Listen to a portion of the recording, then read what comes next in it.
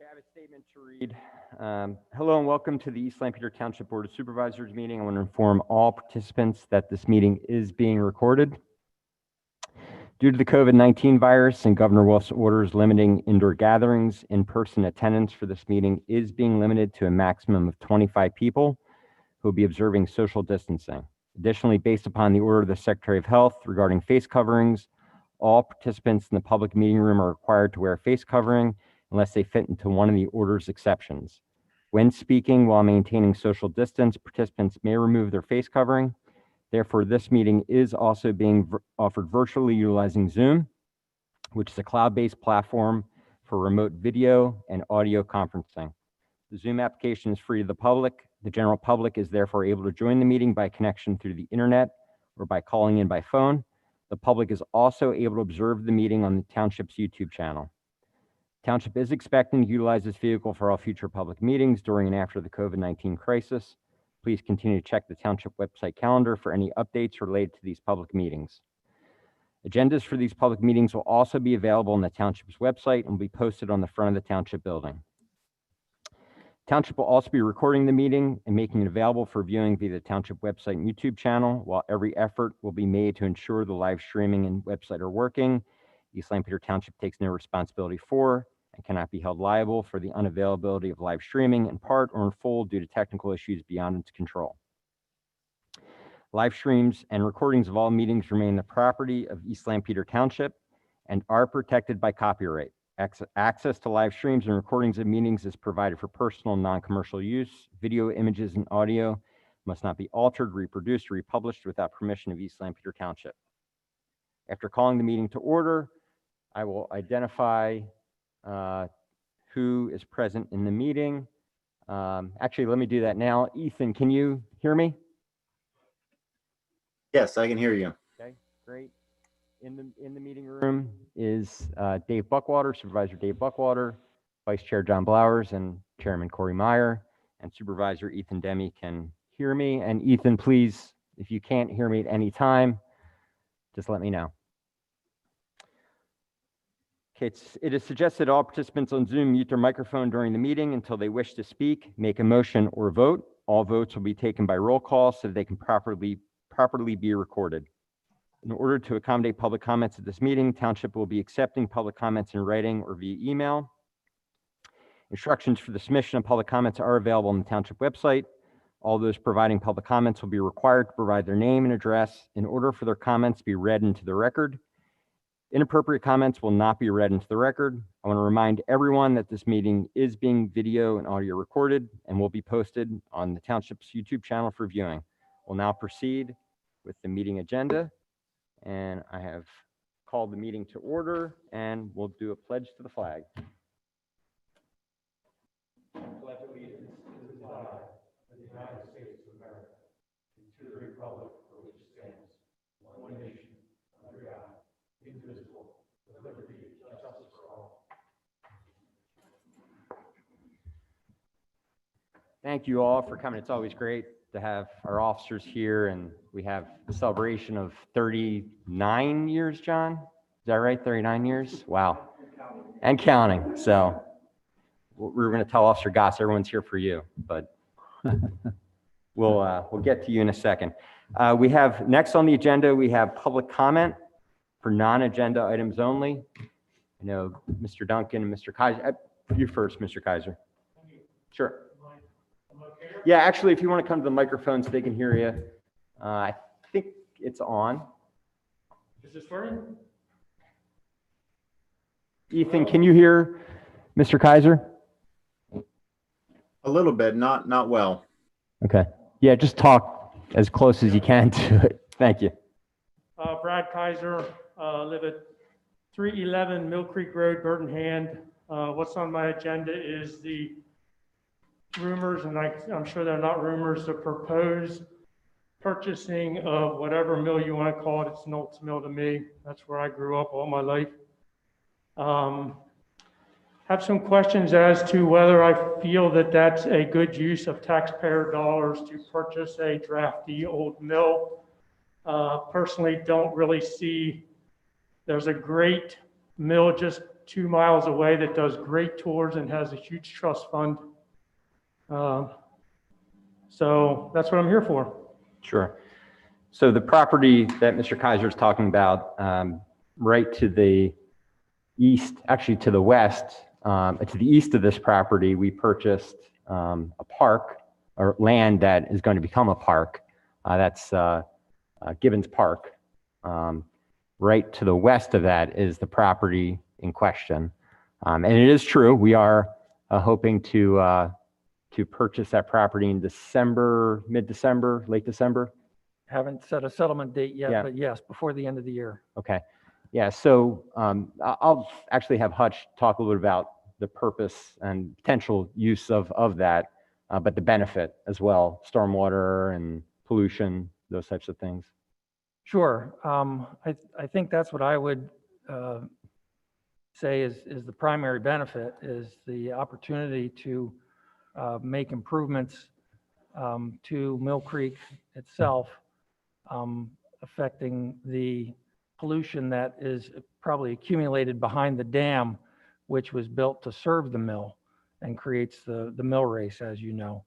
And so there's an opportunity there to do projects that'll gain the township the necessary pollution reduction credits that we need in order to satisfy our MS4 permit obligations. And so we hope to do that. We have not yet done engineering to quantify what that will amount to, but the opportunity to have full control over the dam, the mill race itself involved owning the mill property. And so when the property became available and the owner approached the township about wanting to sell, I felt, and the board agreed, that it was an opportunity to take advantage of. And so we've done a lot of due diligence since the time when the agreement was entered into in early October. And as I said earlier, we hope to have settlement before the end of this month. I question, what do we gain by the mill race, which the water, over half of the water of the mill race runs on my land, because I own the land under it. The Army Corps of Engineers, as I understand it, owns the water. You already improved the stream beds. Are you planning on removing the dam? What are the plans? We don't know yet. We haven't, as I said, we haven't. Expensive for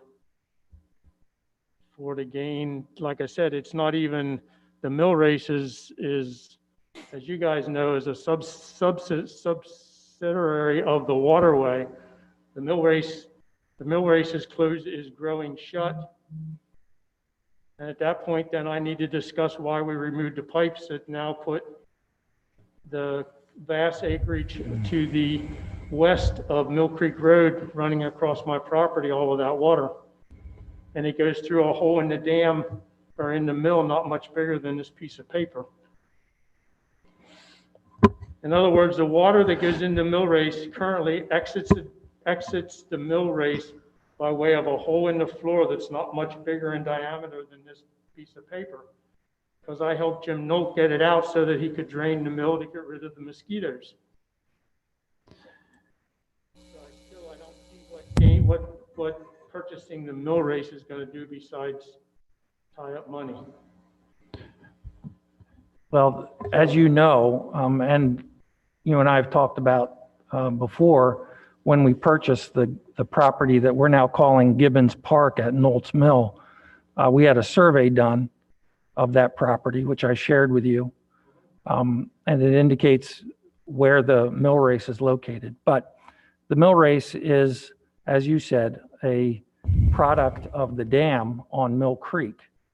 And so there's opportunities behind the dam and on Mill Creek above the improvements that we've already made to Mill Creek to do additional improvements to gain credits. As you know, the stormwater fee was recently implemented by the township, and part of the reason for that was to do projects that will gain credits, pollution reduction credits for the township, which we're obligated to meet under our permit MS4 permit. And so having control of the dam and the works of the mill race will give us opportunities to take advantage of those pollution reduction credits. Ron, Brad, we as a board have been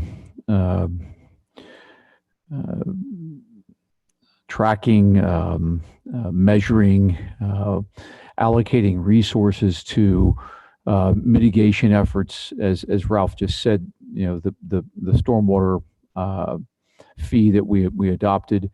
We've been engaged in this for many years, looking for ways for this community to comply with state and federal regulations related to pollution reduction, sediment reduction in all of our waterways. Those are requirements that are go well beyond this local governing body's jurisdiction. Thank you, Corey. And those were all requirements that came down to us from the federal and the state level. And so we have, as I said, been doing many things to address that. The Mill Creek is a major waterway through the township. All of those tributaries that feed into it, we're looking for ways to mitigate the water quality, the stormwater that's coming into that, the pollution that's coming into that, for I think, a very prudent purchase price. I think this board has had an opportunity to be able to pick up a parcel that is along Mill Creek that has a lot of potential to help us to earn credits towards those requirements that in the long run actually save the community money. We don't have a dollar amount sitting here in front of us to tell you what that is, but we could gain control over that by this purchase, and we felt it was prudent to do that. To walk away from it was going to end up costing us. We couldn't gain control over it any other way, and we wouldn't be able to put in place some of the mitigation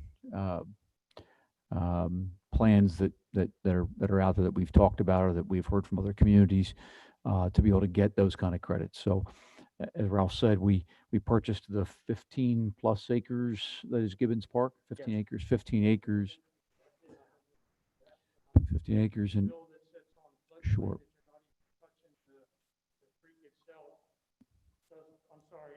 Understood. Sure. Yeah. No, look. No, it's fine. Appreciate it, Brad. Yeah. Sure. Yeah. Sure. Appreciate it. Yeah. Sure. Understood. Appreciate that. And you can rest assured that this body, both former and current, don't look at the use of taxpayer dollars we don't look at it lightly. Right. And so we are very consciously aware of the potential impact of this, the benefits to us as a community long term, and it's going to go well beyond the cost of what this is taking from us. So, but I appreciate the interest, Brad. Obviously, I have a mill on my property and I've got a dam on my property, and I'm looking at ways I can work with the community to do similar types of efforts as well too. So, but we welcome your concern.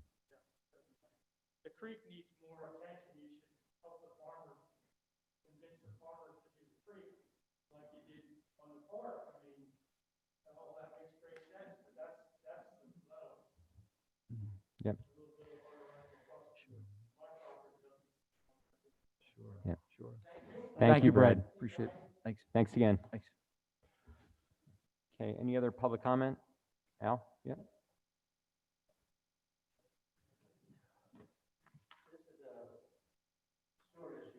Yeah.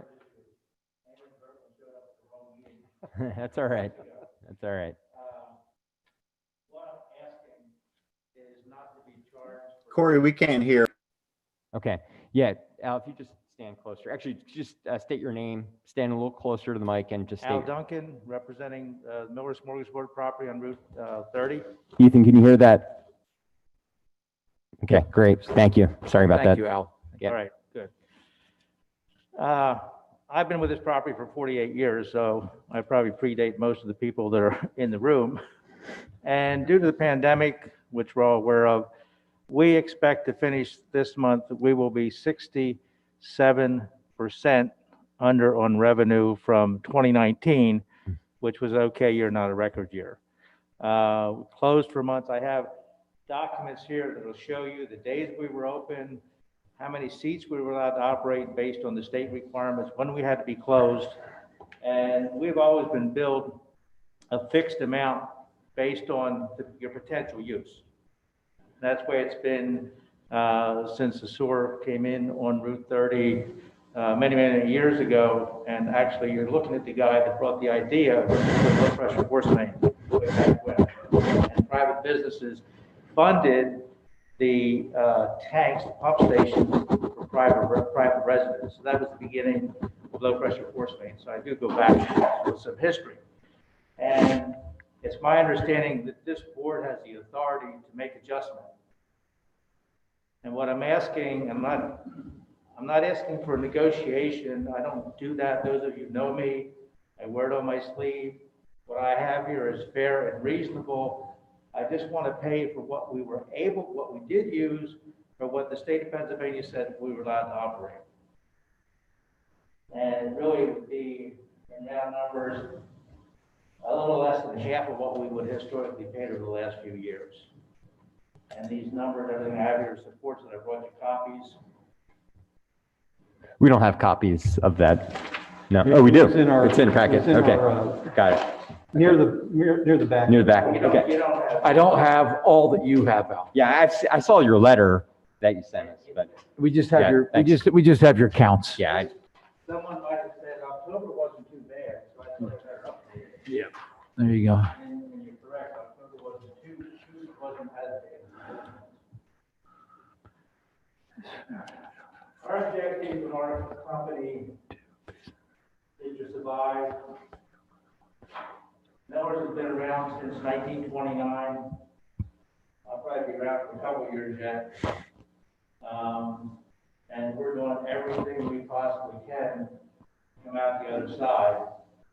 And to be paying for something that we couldn't use, not your fault. I'm just asking for cooperation. I'm seeking for cooperation for something, not to pay for something we couldn't use. Nothing I would like better than to say a year from now, send me the bill. Yeah. yeah. We've already paid the first two bills. Yep, yep. Just a few questions, if okay. Maybe more to Hutch. So Miller's is paying EDUs, just like most of our other, like a number of EDUs, or is it based on flow? Restaurant seats. It's based on seats primarily, Right. and then like if you have a shop, it's based on number of employees. It's based on restaurant seats. Okay. Okay. And all restaurants are treated that way. All restaurants are treated the same, number of seats, some sort of calculation, Okay. and that's the quarterly charge. Yes. Okay. Okay. And I know when we waived fees and interest in the second quarter, an analysis was done to look at, fixed costs for the sewer versus, I'll call it operating costs. And to me, the sewer, there's a lot of hard stuff, right? There are pipes, I don't know how many miles, 80 miles, 90 miles, I'm making that up. Is it something? I know it's on the website. I read it at some point. Yeah, 80, we're around 90 miles. of okay, sewer 90 pipes. miles. So those pipes, clearly, they need to be replaced, they need to be fixed. That's what I would consider more of the hard cost. And then the soft costs, or the operating expenses, are flow, right? And when someone gets a bill, it's a mixture of both of those, right? It's our bonds that we owe for. It's the employees, for the streets department and so forth that are doing maintenance and things like that. Do we understand, or do we know for Mr. Duncan's bill that you get, I'm not going to throw them, I don't even, $10,000. That was paid for quarter one and quarter two, so $5,000. Quarter. Is what percent of that bill is the hard costs, and what are, you know, sort of the operating, like things like flow? Do we know that? It could be calculated as a percentage based upon the percentage of the overall budget, which is dedicated to those things that aren't flow related or are flow related. And really, the only thing that is a cost which is flow related is the calculation of our treatment costs at the city of Lancaster. All the other theoretically, there's some reduction of pumping cost. If there's less flow, there's less being pumped. So there's some of that which would have to be somewhat of a guesstimate. But all the other costs, we still had to have the same number of employees available and working on the system, no matter how much flows in the pipe. We had to pay, as you said, we had to pay the debt service, principal and interest on everything. That has nothing to do with flow. And so, you know, off the top of my head, I would say it's probably in the, you know, 85 to 90% range that is not flow related. And the waiver, we did that for second quarter only, Correct. and we did that in September or August or September? It was in the summer. Okay. And so it was essentially 0% interest, no fine. They owed up until December. Basically, the due date was then December. The end of this December. month, right? Okay. Yeah, the waiver was delay the payment. It Right. wasn't a waiver. Right. of- Yeah. Waiver of fees, essentially. Waiver of Penalties and interest, interest. penalties. Penalties and fees. interest Yes. were, Yeah, but not, the bill didn't go away. I wouldn't be here if it did. Understood. Mr. Chairman, let me ask you Yeah, a sure. question, because I venture to guess that there's probably about a half a dozen names up on that board that are interested in the same topic. Yeah. Obviously, the concern that we have is twofold. One is, Mr. Kaiser was just here, questioning us about, spending taxpayer dollars and being cautious about the way we spend our taxpayer dollars. But, we also have another side of this, this responsibility, and that is to look after the interests of the township property holders and businesses. And we do that with the provision of police services and fire services and roads and so forth. But this is a very difficult year, a very difficult situation right now. And I just would like to see, is there something we can do? I recognize that we waived the late fees and penalties for the second quarter sewer charges, and then we pushed payment due to 12/31. We pushed it right into the time in which the businesses that we're talking about are doing even worse than they were in the second quarter. And is there anything, Ralph? Is there something we can do to help these businesses? I like the 85/15. I know you were just tossing it out, nothing mathematical, but 85/15 hard fixed costs versus the flows costs. I just it's almost unconscionable to think we can't do anything for our local businesses during this time when they're just reeling from a loss of business.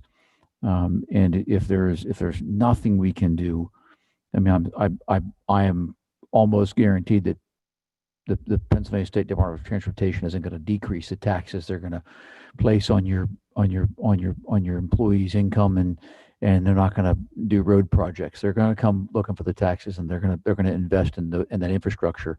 We do have to invest in our infrastructure. We have to keep that up so that when this thing ends, that infrastructure is there. But is there something, flow costs, something that directly relates to their usage? I'm just throwing it out.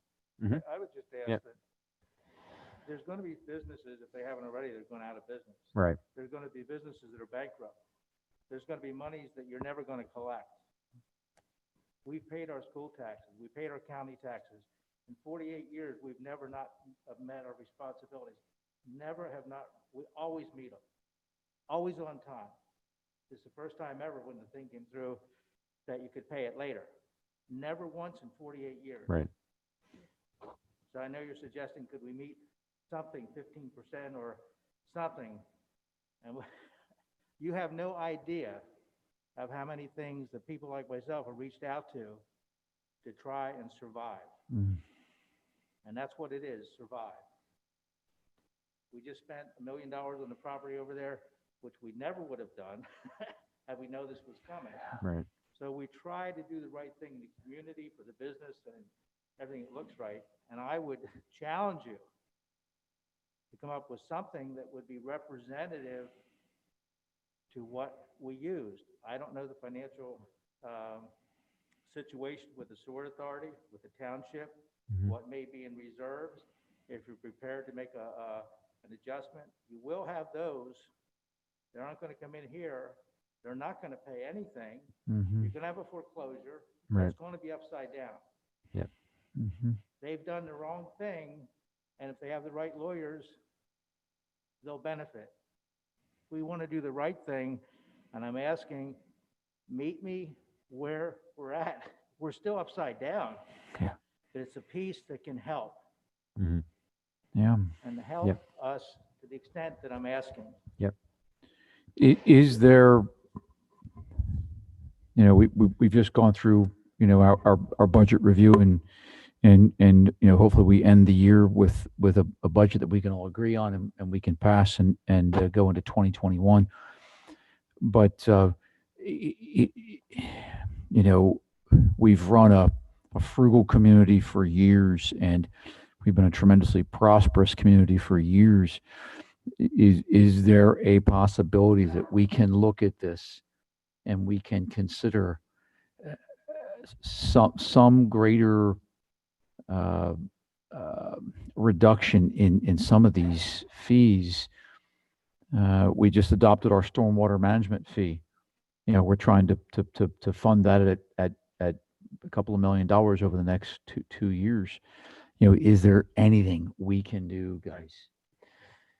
We also maintain our own pumping station. Right. And some places don't, the individual ones, I don't know if you still maintain those for property owners. Mhm. We have our own pumping station, which costs us, $5, $7, $8, $10,000 a year to maintain. That's not a dime out of the township's pocket. You have the folks where they don't have to maintain one, they're ahead. I'm not complaining about that. We've put it in, we've always done it. It's a good system. We have 100% maintenance is on us, not the township. Mhm. Dave, any comments? Well, Al's one restaurant. Mhm. I don't know how many restaurants we have in the township, but I think Right. everybody's faced with this. And Yep. so whatever we consider, we would need to consider that this needs to be treated fairly Right. or uniformly, I Right. should say. Correct. I think our lodging establishments, same thing. I mean, Right. they're struggling the same way. I don't know,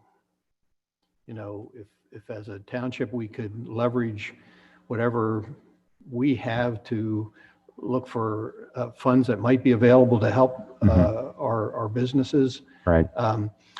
I guess the question I have, Ralph, do we really get flow reports quarterly, or do we have a sense of the flow in our system?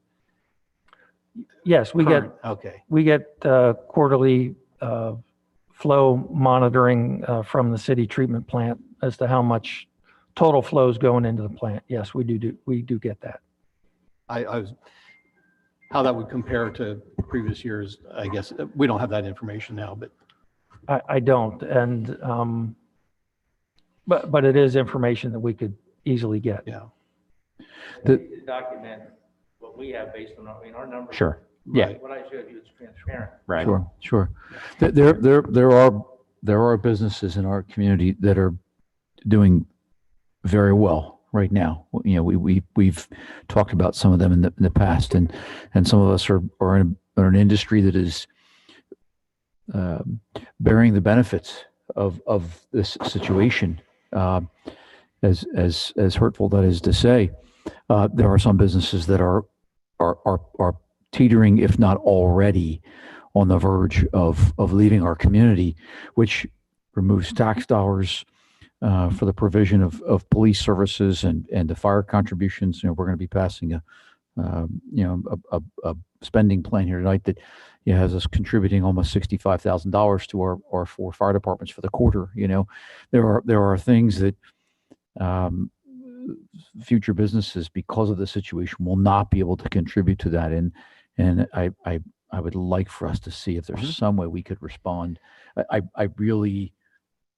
said half a dozen. There's probably 10 of those people out there that are all waiting for this same topic. And I just think we've got to look hard and dig into it and see what can we do. Yep. Township participate in PPP funds?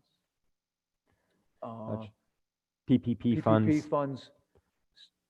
The No, we weren't eligible. Our fire companies may have gotten slight amounts of. Yeah, I mean, we got, the masks and the hand sanitizer and that sort of thing from the Chambers program. But the funds actually weren't, local government wasn't eligible We for. participated, and the problem, you all know that, everybody knows the businesses that they have a big chunk of cash because they got money they didn't need. Right. No one ever thought this would last as long as it did. Our hospitality entertainment industry, we got decimated. Now, if somebody had 20/20 hindsight and say, let's put this where you have to qualify for the need, I probably wouldn't be having a conversation. Yeah. No, we can't change that, but I mean, that's the reality. Yeah. And Yeah. you're right, there are folks that are doing gangbusters business. Yeah. There's places that, wow, we have all this extra money. We didn't know we didn't need it when we applied for it. Right. Yeah. Yeah. And, we have 20 or so, 20 plus hoteliers from East Lampere. We have 40 something hotels in this township. And, hopefully later in the agenda, we'll approve a letter, going to our congressmen and other legislators about hopefully getting help for that industry. But, everything you said, it completely resonates. I like John, want to understand what we can and can't do, and how do we do that, across all the restaurants. It's not just, we can't just do that for, Mr. Duncan's businesses, right? We have to have a plan for all. Sure. And Sure. that ends up being very large, right? I do want to get comments from Ethan.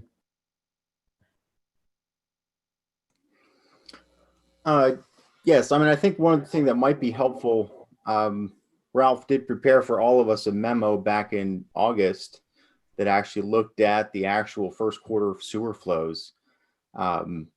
So we could share that with Mr. Duncan and the others, or even post it on our website. I think it's very helpful. It outlines which percentages of our cost come from which things, how much is in the sewer fund, what the flow rate is budgeted for 2020, which is about 1.2 million. And the actual flow rates were down about 20% for that one quarter. But we also had a lot more rain in 2019. So when I read through that whole memo, I'm looking at maybe $100,000 in costs that will be lower for the sewer budget. In other words, lower cost. So there's not a whole lot to play with in there. And then the other challenge when we discussed this back at our previous meetings, when we reviewed this memo, was we can't do something for one sector of the economy. So we have to, anything we do has to be equally applied to all the businesses. We can't do anything that just applies to restaurants or hotels. That was my understanding from that meeting, was it's either for everybody or not.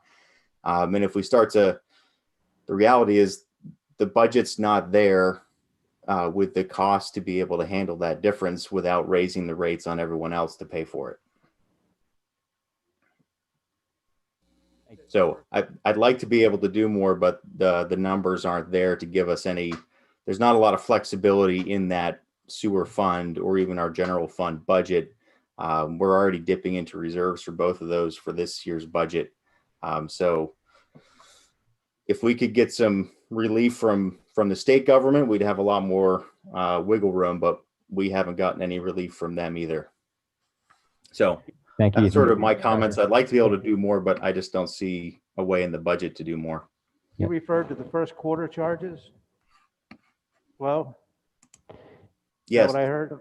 Yeah, we First- have the flow charges April through June.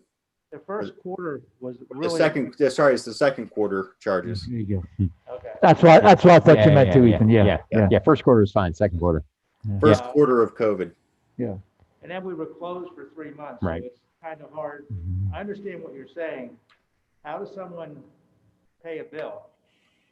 They have zero revenue. Mhm. And again, I understand what you guys are saying, but please, as you deliberate Yeah. on this, whatever Yeah. you do with it, Yeah. look at the folks that are going out of business, they're going to be bankrupt, they're never going to get a nickel. Right.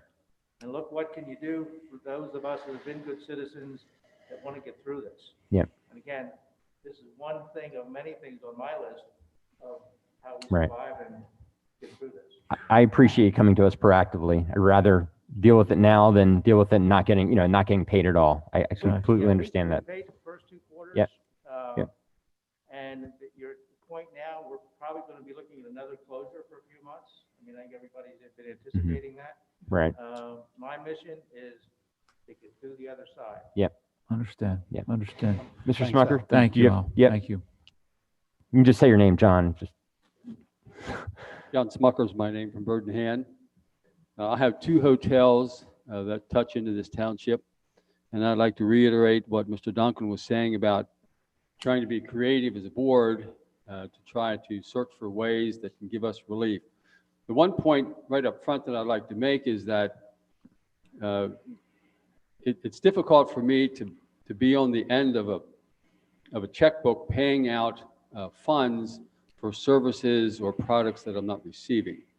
I now experience the same thing. So when we were closed, and we were writing checks, and some to the township for sewer, for a product or a service that we were not using. And that goes down pretty hard.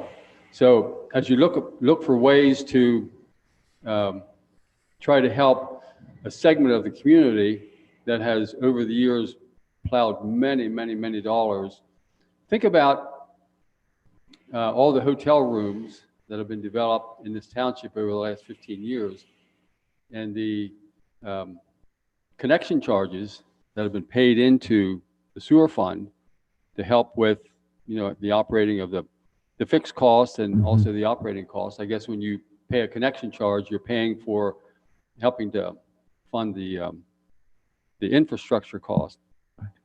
There's many millions of dollars that came flowing in.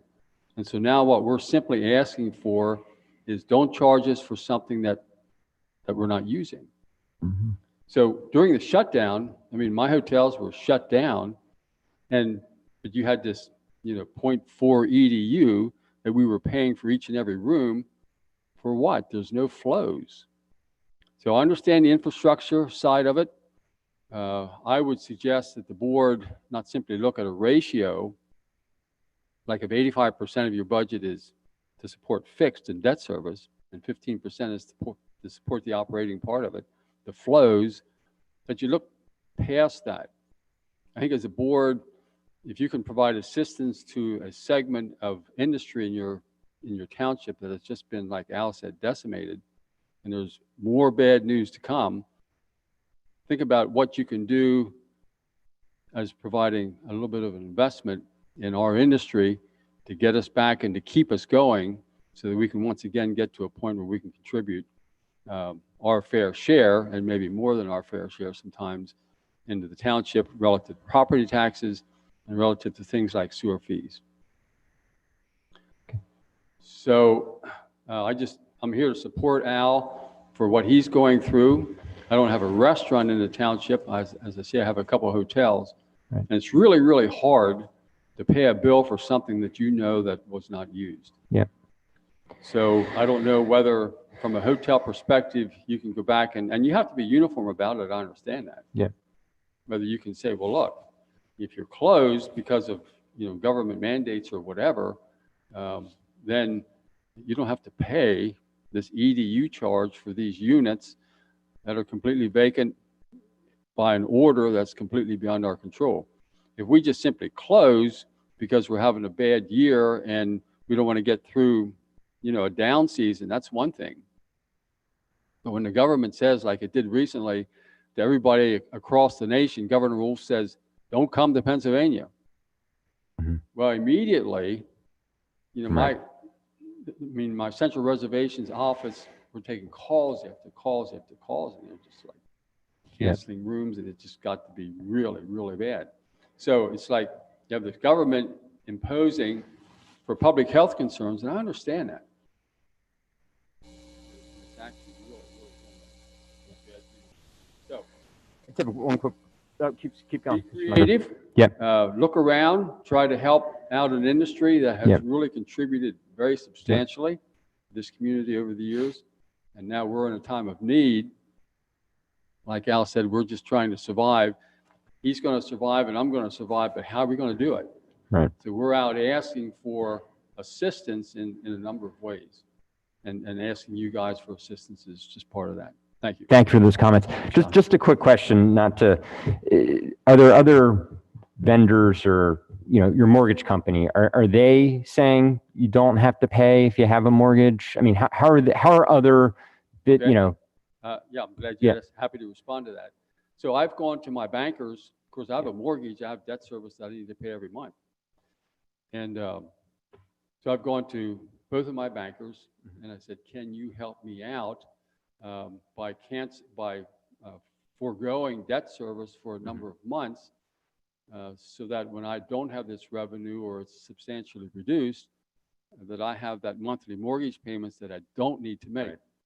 Both banks were happy to do that. I got anywhere from 3 to 4 months worth of forbearance. Mhm. They said, just don't pay your mortgage payment, Mhm. which in my case, amounts to tens of thousands of dollars a month. Sure. They said, well, just don't pay it for 4 or 5 months.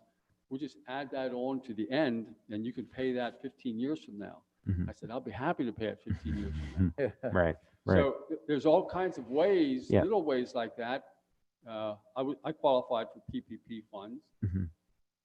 And, good Lord, I'm glad I got some because it would have been so difficult if I wouldn't have. Right.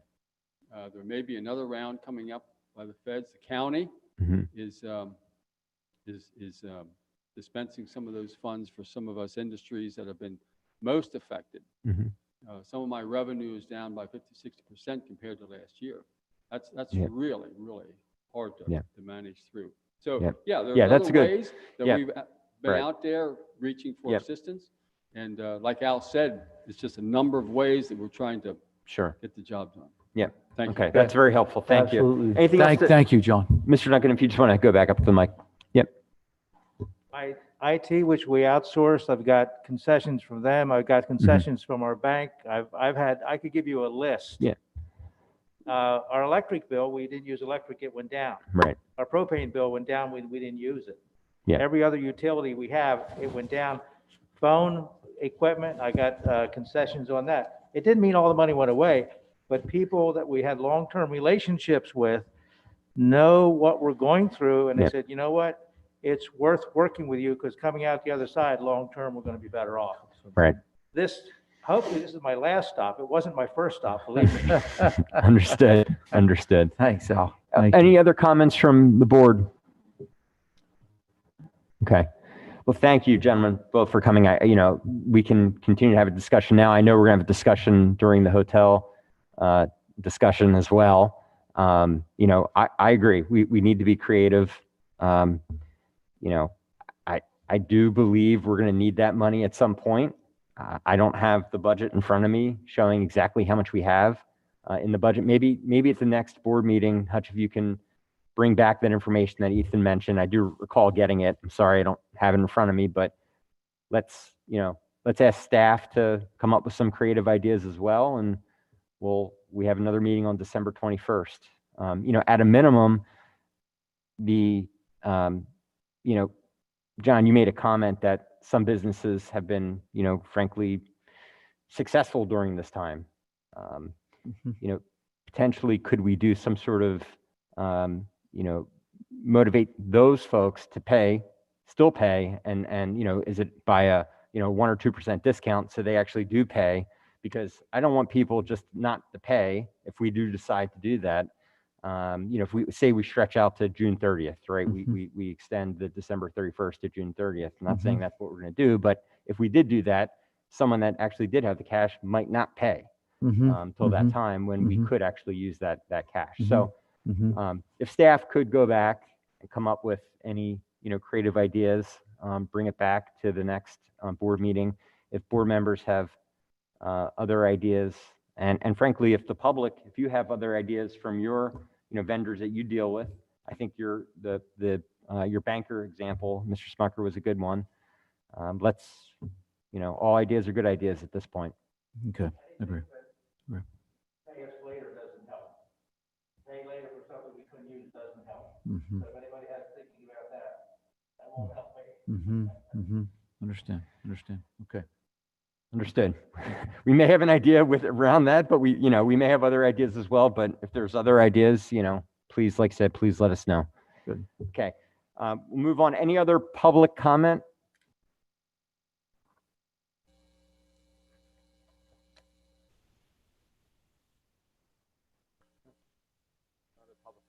Room.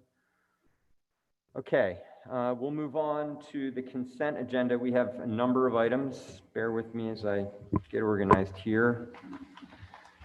First is approval of the minutes of the Monday, November 16th, 2020 regular meeting. 4B, we have approval to pay invoices from all funds. It's a total of $1,275,676.43. There are a few items of note. First item is $50,000 to LASA as a partial payment for reconciliation of sewer transmission charges for prior years based upon a settlement of dispute with City of Lancaster. $15,000 to Hand in Hand Fire Company as a reimbursement for pagers purchased. $62,500 for fourth quarter contributions to our 4 township fire companies, so $15,625 to each of our 4 volunteer fire companies. $7,452 to Ronks Fire Company for reimbursement of vehicle insurance premiums. And then $9,250 for fourth quarter contributions to libraries, which breaks down to $4,255 to Lancaster, $3,145 to Manheim Township Library, and $1,850 to Peckway Valley. And we split those library contributions based on use statistics that we get from the libraries. We also have $34,938 to New Holland Auto for a police special services truck, and that's coming out of Fund 4, the police forfeiture account. We have a few releases of financial security. The first is release of financial security for Stolzfus 36 South Soudersburg Road. That is Full release. Full release. Thank you for that. Off by 1. Okay. We have reduction of financial security for Smucker 2008 Horseshoe Road. Township engineer inspected and provided a letter recommending full release for that as well. And then we have E, reduction of financial security for High Associates Summit Apartments 401 Greenland Drive, and that is for a partial reduction. It would leave a remaining balance of $8,561.88. And then lastly, we have a time extension for Township Review and Action for McDonald's Land Development Plan 2018, which is 2090 Lincoln Highway East. Plan did not meet the requirements of the Township Zoning Ordinance. So an application was filed with the Zoning Hearing Board. So that Zoning Hearing Board, they did hear the case on November 12th. Expected to render their decision on December 10th.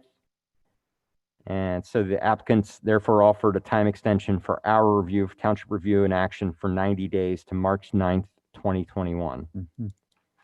Any public comments about any of the items? Actually, I'll take a motion first, then I'll ask for public comment. I move approval of the consent agenda. Thank you. Second. Okay, motion made by Dave, second by John. Any board comments on the consent agenda?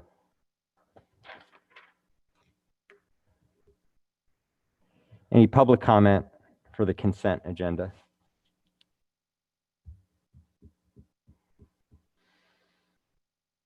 Okay, I'll take a voice vote for that motion, a roll call vote. Sorry, Ethan? Aye. Dave? Aye. John? Aye. Chair, aye. Motion passes. Thank you. Okay, next on the agenda, we have recognition of service to the township. Mr. John Keeler. Mr. Keeler. Wow. 39 years. Let me read off this, well, social distance. You can stay up there and I'll read this briefly. So in recognition and grateful appreciation for outstanding service to East Lampeter Township, having served as a member of the East Lampeter Township Planning Commission from December 1981 to December 2020, serving as a member from December 1981 to December 1982, secretary from January 1983 to December 1996, member from January 97 to December 97, vice chair from 1998 to December 1999, and the most amazing part, chairman from January 20th to November 2020.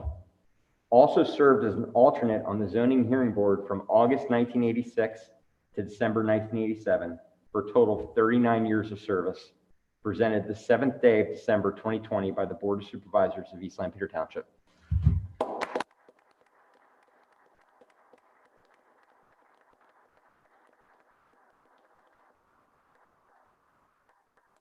Mr. Keeler, when we were preparing this, we heard a story, and that story was that you were attending meetings and you were asking lots of difficult questions of the board, not in this room, but probably across the street. And based on the level of difficulty of those questions, they asked you to join the board because they were sick of having you on the other side of the They table. were tired of the questions. Right. They could remove me from that part. Exactly. I'm That- not sure if they put me on a different side of the problem or not. I hope I've been an asset those years. It's been a privilege. I look at it with fond memories. A lot of good stories, some not so good. I said to Ralph at the last planning commission meeting, he sat in on. I said, when people look for someplace to move, the first thing they do is what's the school district? Mm-hmm. From experience, my kids went through Conestoga Valley School District. It's an excellent. But I think the average parent would have association with schools for 12, 15, 20 years, depending where the kids are.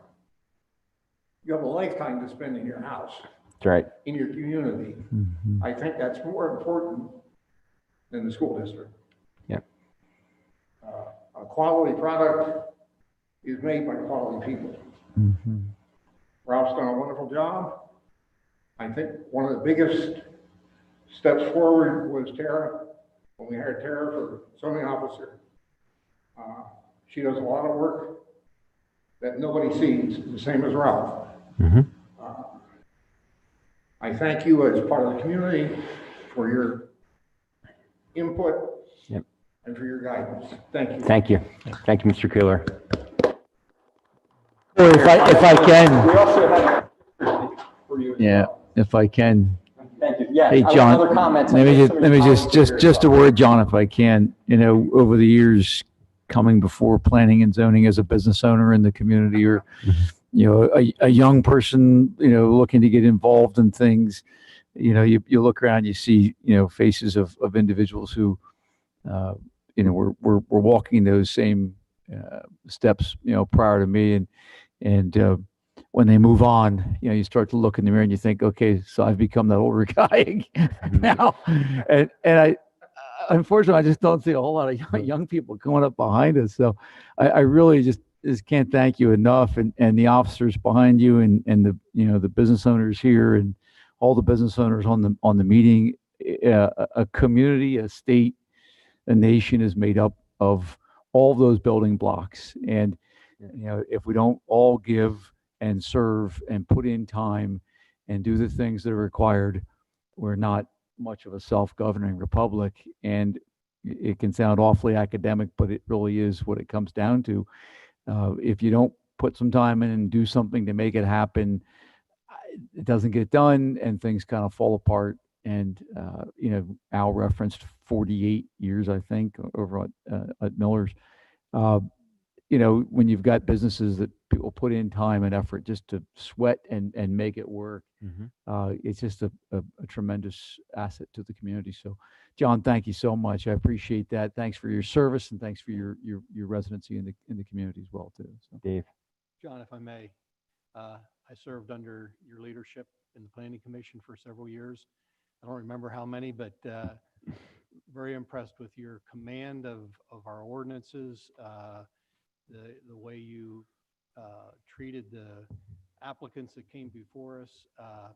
You were commenting on the community. I think our community is a better place because you're in it. Really appreciate your service. Thanks, John.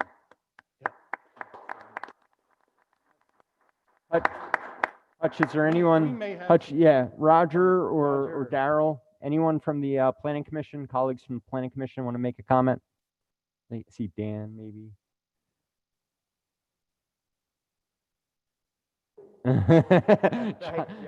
John accepted. Thank you, John. Okay, next on the agenda, we have Police Department recognitions, Chief Steve Zerby. Chief, it's all you. Thank you, gentlemen. I appreciate the time to recognize some of my officers. And we heard a very good story. I have probably the privilege of the greatest story that I get to tell. And to do that, I'd like to ask Officer Sandowell.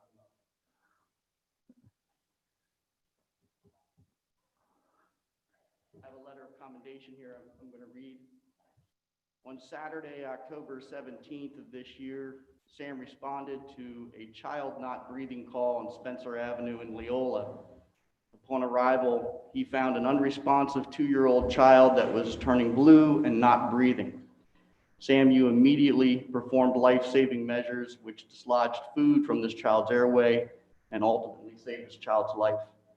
Your response, alertness, and specific life-saving actions are all in keeping with the highest calling of police service. A delay in response, attentiveness, or action could have resulted in a tragic loss of life. Officer Gosh, you are commended for saving the life of another human being. I'd like to add here some comments from Lieutenant Eachis. You were called into service at a moment's notice, and without delay, you performed exemplary. You are undoubtedly a hero in the eyes of this child's family, and you stand as an example of one to the rest of us. Words cannot express the gratitude you deserve. Thank you very much. Yep.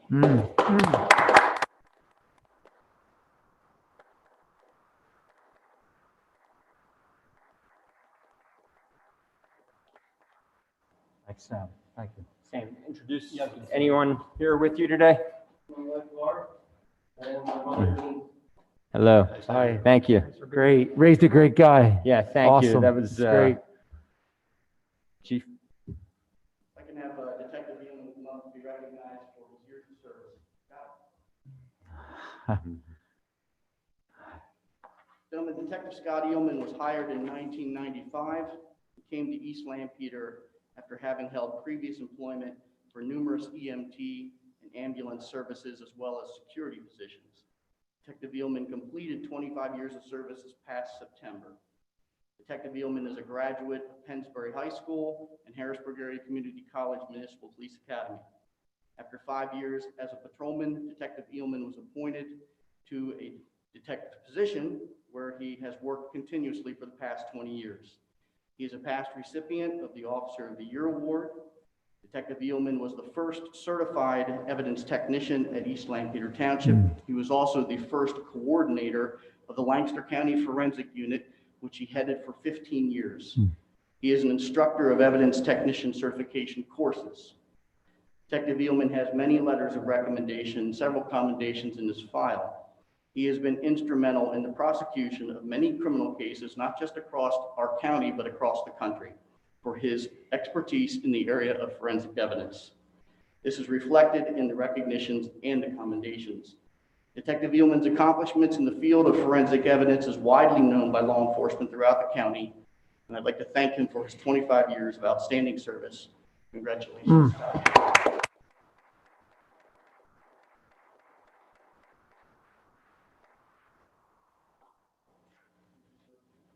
Congrats, Scott. Congrats, Thank you. Scott. Thank you Anyone so here much. with man. you today? Appreciate it. No, my wife couldn't be here tonight, but I have to thank her for all her time. Awesome. Awesome. Thank you. Thank you, Thank Scott, you, very Scott. much. Thank you Great for all the work. years. Gentlemen, the last thing I have is actually a presentation for you from the police department.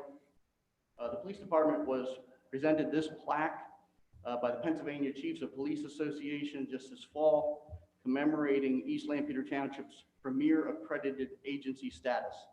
To be recognized as a premier agency, a law enforcement department must have been accredited 5 times in succession. That's 15 years worth of accreditation, with no provisions or extensions to their accreditation review.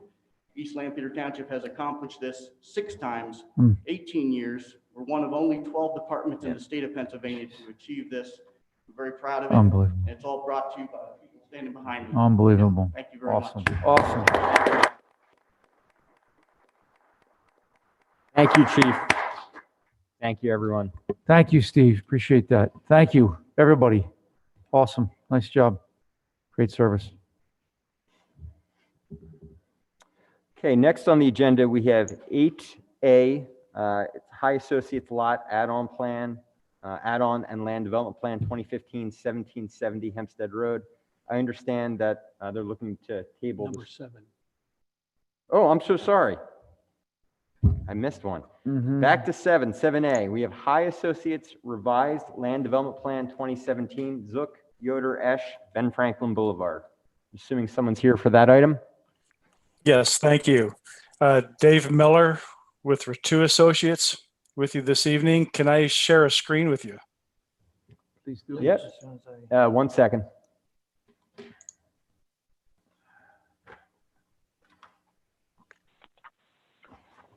Mike Rush with High is here as well. Yes. Hey, great. Thank you.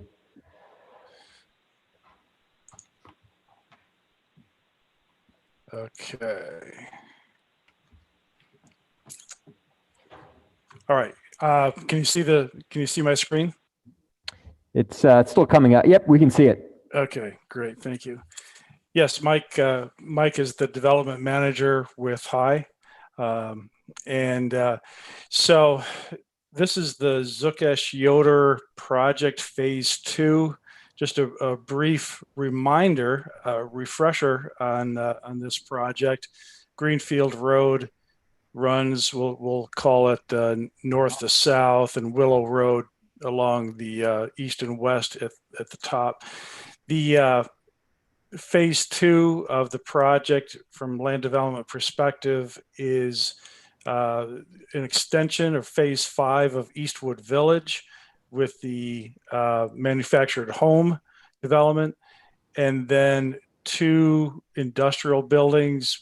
This building is the future home of Thaddeus Stevens Auto Repair Training Center. So we're excited about that coming into the community. The warehouse or building number 1 is not under construction at this time. But the residential development is under construction, along with the extension of Ben Franklin Boulevard up toward Willow Road. Phase 1 consisted of a short piece of Ben Franklin Boulevard to a cul-de-sac with a bridge. This project was approved for land development earlier this year, and construction is going along swimmingly. We're before you this evening with a revised final plan, and I'll explain what the change is. Fairly simple change. The original approved plan, and it's related to the Eastwood Village Phase 5. The original plan had this road coming off of Ben Franklin Boulevard and connecting to the existing Eastwood Village development to Summers Drive at this location. And this road here was a cul-de-sac. After further thought, I really thought that it would be better circulation overall for the development if, rather than the connection coming through here, this cul-de-sac would be extended down to Gale Place here.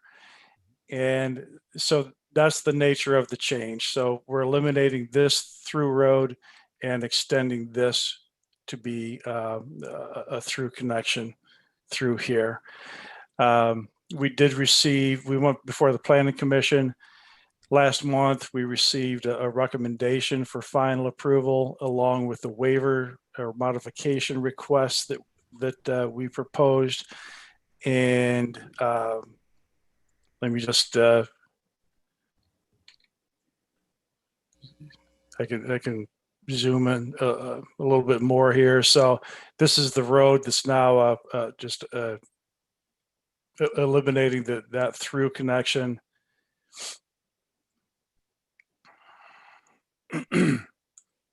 and then this is the extension of the road down to Gale Place. There's no change in the number of units that are proposed. It's simply a matter of those street changes. So we have a review letter from DMA dated December 2nd. And we have no issues with the comments. There are 4 modification requests that I can go through if you would like. Gentlemen, they look pretty straightforward. I don't think we need you to go through those. Okay. Yeah, we're fine. I have a question. Yep. Mr. Yeah, Chairman, sure. if I can. Yeah, Yeah, please thank go. you very much. Yep. Ralph, does Ben Franklin will be dedicated to the municipality? Yes, that will eventually be a township road. The roads in the manufactured home community remain part of that community's HOA. It's a high owned street system. What is that? Yeah, they will be privately owned by the property owner. Okay. All right. Good. Thank you. Right. Yep. So just actually one question, the connector onto Gale Place, is there a manufactured home where that road is going to be, or it actually fits in between 2 existing homes? Yep, right where you are. Yes, 1 unit is being removed Okay. for that. And there was going to be 1 unit removed in the original plan as well. Right. Understood. Okay. That unit has already been removed, just to inform you. Got it. Okay, great. Good. Okay, any other questions for I or David Miller? Any other comments did you have anything else to add? Sorry, David. If I could just make a couple clarifications in the letter on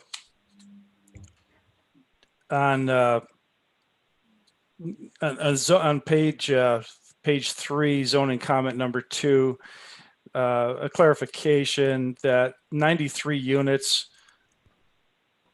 are allowed within the development. Currently, we're planning on 87, but the approvals and the plan itself notes that 93 are allowed. It all depends on the size of the homes. Some will have garages, which would reduce the number of units. So we are still planning on a maximum of 93 units on that. So I just wanted to bring that clarification. Got it. I see that. And that was it. Okay, great. Okay, I'll accept the motion, then we can, if there's any clarifying questions or comments, we can take it at that point. I'll move for approval, conditional approval of the Zuckesh Yoder Phase 2 plan, conditioned on the comments of David Miller letter, and considering the clarification on, well, first of all, granting the 4 waiver requests and accepting the clarification on the zoning item number 2. And I understand, I don't know if this should be part of the motion, but the financial security is going to remain the same as the previous plan. And so all previous conditions remain in effect for the plan as were approved before. I noticed that part of the motion perhaps could address the Lancaster Planning Commission's letter, although they didn't like the project's density. They liked the consistency with their plan. So my motion would be to approve it based on David Miller's letter. Is that clear? So restate that? I think, let me try to summarize it and then we'll see if it's what he said. So conditional approval based on the December 2nd, 2020 DMA letter approving the four waivers. Four waivers, sorry, I lost my paper. And also all conditions of approval on the original plan remain in force on this conditional approval. Mhm. Mhm. Okay. And we heard the clarification and we understand it. Yep. Okay, That's the motion. that's the Okay. motion. Good. Second? Okay, motion made and second. Any other comments from board members first?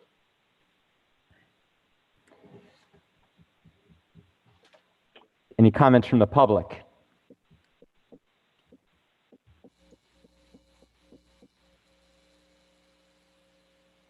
Okay, I'll take a roll call vote. Ethan? Aye. Dave? Aye. John? Aye. Chair, aye. Motion passes. Thank you.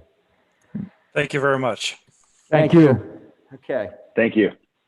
on to number 8, High Associates Lot Add-on Land Development Plan 2015-1770 Hempstead Road. I understand from staff that looking to table this, High has additional work they need to do on this plan. That's correct. Okay, so I'll accept the motion to table that item. So moved.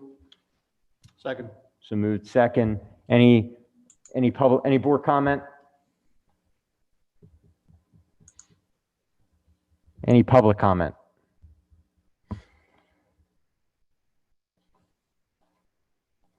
Okay, roll call vote. Ethan? Aye. Dave? Aye. John? Aye. Chair, aye. Motion passes. Thank you. Okay, next we have 8B on the agenda, Emergency Housing Program, LCHRA and Tabor. I think we have a few on the phone. I saw Jen Koppel on there from Blanco My Home. Is Justin? Hi, Jen. Justin on or Mike? I'm here, Corey. Oh, hey, Justin. Sorry, I didn't recognize you. Nice. Okay. I know you've had a few conversations with board and staff. Actually, I thought I would just ask a question to kick off, maybe to Jen first. Just give us an overview of the current, I'll call it the current situation, or the situation that the community might be incurring over the next couple of weeks. We heard from business owners struggling. We'll likely hear from hoteliers. We've talked to hoteliers last week about the struggles there, but I'd like to hear more about the struggles of individuals that might be becoming homeless over the next couple of weeks or so. So maybe just give a state of the union of what's happening in the community, and then we can take the conversation from there. Sure, thanks, Corey. So as Corey mentioned, my name is Jen Koppel. I'm the director of the Office for the Lancaster County Homelessness Coalition. And I'll kind of give like a brief, maybe 2-minute version of what we did over the summer, spring and summer, when the pandemic started here in Lancaster County. We were very concerned. We do have a number of folks who are currently living outside across the county, but we also have a number of folks in shelter.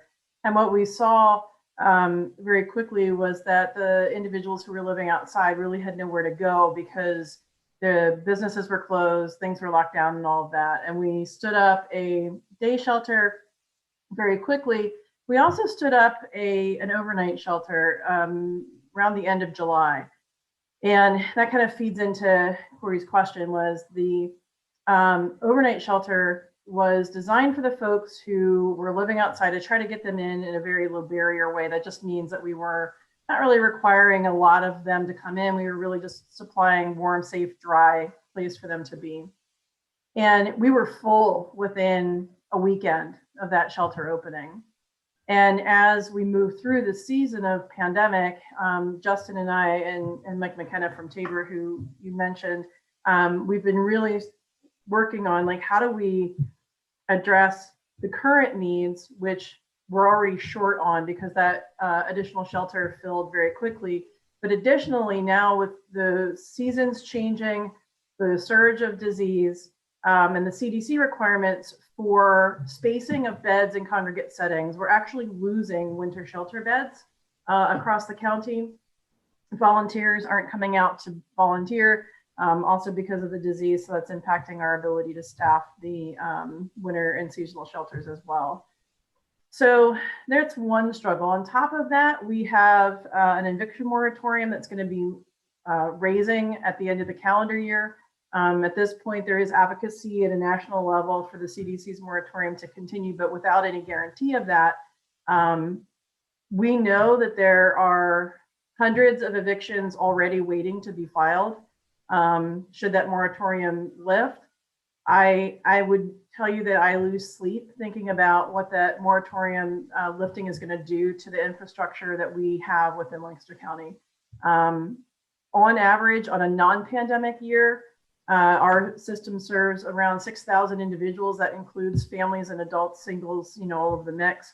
They're anticipating nationally that there's going to be between 20 to 40 million people losing housing with the eviction moratorium coming off. If you translate that by percentage into Lancaster County, we're looking at between 6,000 and 7,000 households. That's daunting to me because that's basically more than doubling what we've typically served in a year. So to kind of tee up Justin, what we've been trying to do is to think as creatively as we can on how we can address the short-term issues of the seasonal shelters and the spacing issues and the barriers that are required for COVID safety, but then also how do we prepare looking a little bit to the future for the evictions and the wave of evictions that we're really concerned about seeing. Thank you, Jen. I know Lisa Horst is on as well. How about we go to Justin next, and then Lisa, if you want to add some comments as well. Justin. Thanks, Corey, and good evening, supervisors and Hutch and other staff members. That appreciate the opportunity to kind of further discussions. I just want to kind of give a little bit of background and kind of also join some of what Jen said. Is we just wrapped up a 4.5 month rent relief program funded mostly by state funds, but the county commissioners also provided additional funds to try to make renters whole. With that, we've served about 500 households. We've expended about 1.6 million of state, another 200,000 of county funds. And a lot of those people we provided those funds for are in the industries that you're talking about, the hotels, restaurants, other service, hospitality, different types of businesses that have been affected the most. They're needing more assistance as well, and there's only so much that we can do. We have reserved additional HUD funds for rent relief. We've provided funds for the shelters that ongoing basis operate throughout the county. But we're identifying a need that we need to be prepared with some emergency housing moving forward to address these issues. And with that said, we have about 4.4 million of additional HUD funds that we have been allocated by U.S. Department of Housing and Urban Development that we can use for housing related activities such as shelters, conversion of properties for longer term permanent housing or temporary housing. So we're kind of looking at holistically, what can we do with these funds to help moving forward. Why we're here is, we're looking for organizational partners, but also we're looking for municipal partners as well. You already discussed about the 40 or so hotels, motels, opportunities that we can also help by bringing these funds, perhaps a lease or some kind of other opportunity that could also benefit the hotels as well. Having maybe a 6-month block of 30 or so rooms that we're able to have this temporary shelter or housing available, but also help in the interim for these businesses who are looking for some cash flow during this these difficult times. So again, with any of the HUD funds that we have, we follow the federal, state, and local municipal regulations, and so we kind of wanted to bring this to your forefront to see if there's an opportunity to partner with the township to be able to provide, because this is going to be an ever-changing situation. Typical zoning and other avenues take a long time. So what are our avenues perhaps to get something like this set up so that we are prepared for this influx, like Jen had mentioned. So not too much else to state at this point. We have done some review of the zoning, and certain areas provide maybe longer term stays, others do not, and we're willing to have that conversation moving forward. Thank you, Justin. Lisa, do you have any comments to add? Well, I can just tell you that with being part of Conestoga Valley Christian Community Services, it's one of the biggest things that we are seeing now. COVID has kind of amplified that, but just trying to find places for people to be. So we have a lot of people who give us a call that are in hotels short term, but really can't sustain that for any length of time, but they also can't be in any other type of a situation because they just don't have the funds for it right now. So it's of interest to me if you guys are looking at some other avenues, if there are some other monies out there, because as we all know, housing is one of the biggest things. It's one of the most expensive parts of what we do as a social service agency, and there just isn't a whole lot of stuff out there. Thank you. Thanks for those comments. Thanks for joining the meeting. Comments from any of the hoteliers about this subject? I know you're probably here for a future subject, but any comments or questions? And then I'll let the board comment as well. This is Dave Gandhi. I own a couple of properties in the town. I've spoken to Justin and Jen, and we've been trying to figure stuff out. But I believe some of the issues might be getting past long-term and extended stay municipality ordinances, and I think that's where we sort of are at this moment. But as a community, I'm happy to help and provide my facility if and when we need.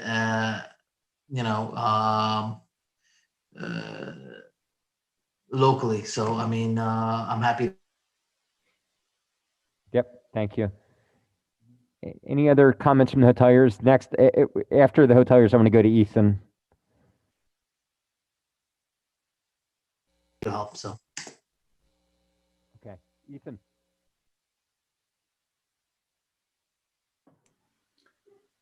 Did you say something, Corey? Yeah, I thought you were trying to make a comment. I'm sorry.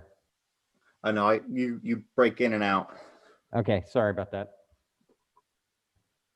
So no comments. Any other comments from the board? Any questions or comments? I have a question for Justin and maybe some of the other folks. I know we currently have, given where our zoning currently is, which doesn't allow for extended stay as a use by right, or even housing in our commercial areas, which we'll of course discuss at our next point here. What are our avenues other than basically amending the zoning ordinance? Is there a way that we can do? Is there any emergency measures we could take that could allow this use on a temporary basis without having to essentially take 3 months to get an amendment passed? I can chime in a little bit. Also joining our call is Steve Kauffold, who's with the Redevelopment Housing Authority, more on a building code and zoning capacity. He had a chance to kind of review as well. And yes, there are certain districts, it's not, it's permitted by special exception, but perhaps there's a way we could look at asking for a conditional use during the pandemic that would go in front of the Board of Supervisors. I don't know, Steve, if there's anything you want to add to that.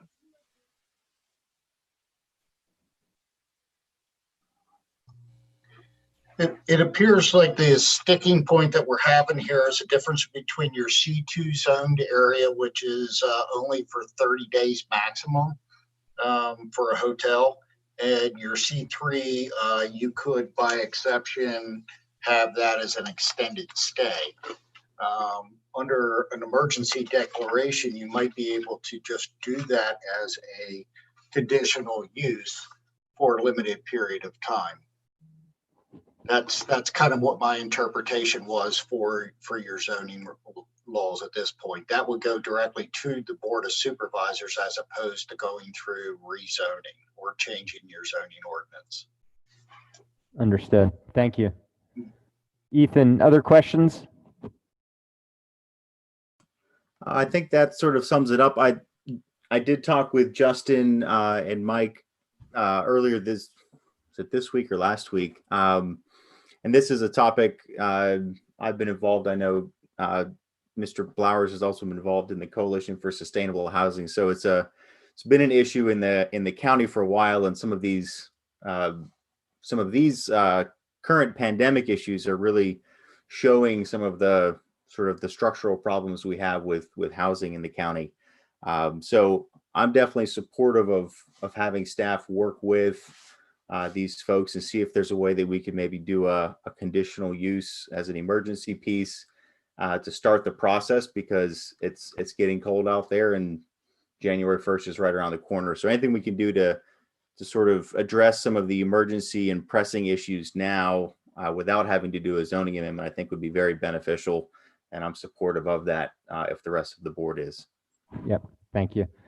Dave, comments? No, we did make an emergency declaration earlier. Is that still in effect? No. It is not in effect. That Yeah. might be the Yeah. easiest way to address this. Yep. John, any other comments? Agree. Correct, Yeah. Ralph. The easiest way for us to address this would be for us to pass another emergency declaration, giving the board the authority to make these kinds of extraordinary type of decisions, and then have staff put together this and let's move on it fairly rapidly. So Yeah, I believe that's correct. And that's the direction I would recommend as well. Okay. Yeah. So at this point, it doesn't seem like we need to make a motion. We'll direct staff to, work with the solicitor to put together an emergency declaration to allow for it to be a conditional use. If we have to have a quote unquote a hearing to do it, to actually approve that in addition to the emergency declaration, we'll do that. But one, I appreciate Jen, Mike, who's not on, Justin, Lisa, and the board. This has probably been our toughest board meeting, at least for me, for 7 years. I mean, we've dealt with some major issues. We have businesses that are struggling. We have, restaurants, hoteliers, and individuals. And as Justin said, many of those that work at these same facilities are struggling, and we have to do the right thing, and we have to help where we can. And as a municipality, we'll do what we need to do to make this happen. Any other comments from public or our experts that joined us? If not, we'll move on to the next item. I'll pause. Before we do that, Yeah, Corey, sure. Is there anything we need to do as far as advertising if we're going to make a decision regarding emergency declaration? No, not for an emergency declaration. I don't believe there's any advertising or notice. We could address it at required. next meeting. Yes.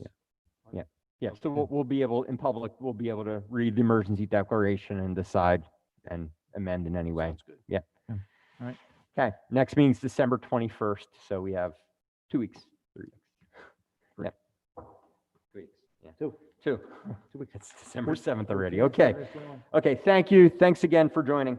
Okay. Next on the agenda, we have C, proposed zoning amendments discussion. Ethan, I think I'm going to pass that off to you. I know you had a few zoning amendments that you wanted to discuss with the board, and looking forward to discussing those. Thank you, Corey. Yeah, I think some of these go together, and it's good that we have a good number of folks from our business community on the call. So I submitted a whole spreadsheet full of basically zoning amendment suggestions into the C1, C2, and C3 region back in at our June meeting, and wanted to try to get them up for discussion so that we can, get a feel for where the board is and then give staff some direction. So some amendments to the commercial districts. And then as well, I also have an amendment for home occupations by right. So if you'll give me a few minutes, I'll give a quick overview, sort of a big picture. And then if we want, we can delve into some of the specifics, or we can have a general discussion as well. But broadly, with 2020, we've seen a very challenging year. But even before the pandemic hit, we were starting to see economic shifts that sort of, as I would describe it, challenged the status quo of the way East Lampeter is operated. So 4 issues within there. One is hotels. While we were doing pretty well, even in 2019, I don't think we were seeing the same occupancy levels as similar metro areas. So even in a good year, we were a little overbuilt, I would say, with some of our hotels. Retail shopping, that's been what I would call a long, slow decline. If you read the news, you see the issues with retail and other commercial real estate as things move towards more online shopping, and COVID just made that worse.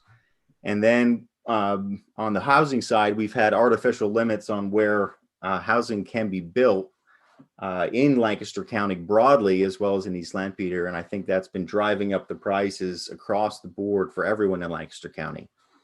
And then the fourth trend is more businesses were already embracing remote work, and more people were starting side hustles and starting home-based businesses, or having 1 or 2 businesses operating out of their home.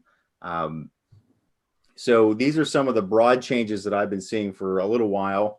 And with the pandemic and the coronavirus, those shifts have only become more pronounced. So generally, as I've sort of observed, government responds quickly in a crisis. Similar to the discussion we had earlier, we have a crisis, and the board's very motivated to move. For example, it also took Rockvale, when they came before us, it took them hitting historically low occupancy rates and significant reductions in their property assessment to get us to respond. And then we did respond very quickly. But broadly, zoning is always going to play catch up to technology, to culture, and to market forces. So what I'm hoping to do with this discussion is sort of 3 things. One is to get us comfortable as a township with making smaller, quicker changes to our zoning ordinance so that it doesn't become a dusty, stale document. And I want us to start shifting our focus to regulating impacts rather than regulating uses, and sort of shift our approach to trying to trust our residents, and then responding when they go too far, rather than having them ask for permission to do the things that we were going to let them do anyway. So when it comes to sort of agility and adopting new zoning ordinances, we adopted this new one when I first joined the board now 7 years ago. And we were told we'll have plenty of opportunities to amend it as we go forward. But frankly, there haven't been a whole lot of amendments to that. So unless changes are sort of pushed by staff, or a large developer comes in with a request for amendments, not a whole lot happens. And so I do appreciate the speed at which we've responded to folks like High Associates coming in with business park zoning changes, and Rockvale Square coming in with rezoning and overlay zoning applications. But what I'd like to see is that speed that we've given to them be pushed down to the smaller businesses, so that when a smaller business owner comes in with a request or a suggestion, we move just as quickly to adapt to their needs as well. So if we can have scheduled regular amendment processes to our zoning, we can get more participation and give us more time to discuss these things ahead of time. So even if it was every 6 months, we know that we're going to discuss zoning. People can prep their amendments, have discussions, talk amongst themselves, talk amongst the community. Things can move that way. when it comes to regulating impacts, we've done this pretty well over the last couple of years. We passed a property maintenance code, which allows us to be more targeted in our enforcement. And we've also passed a noise ordinance.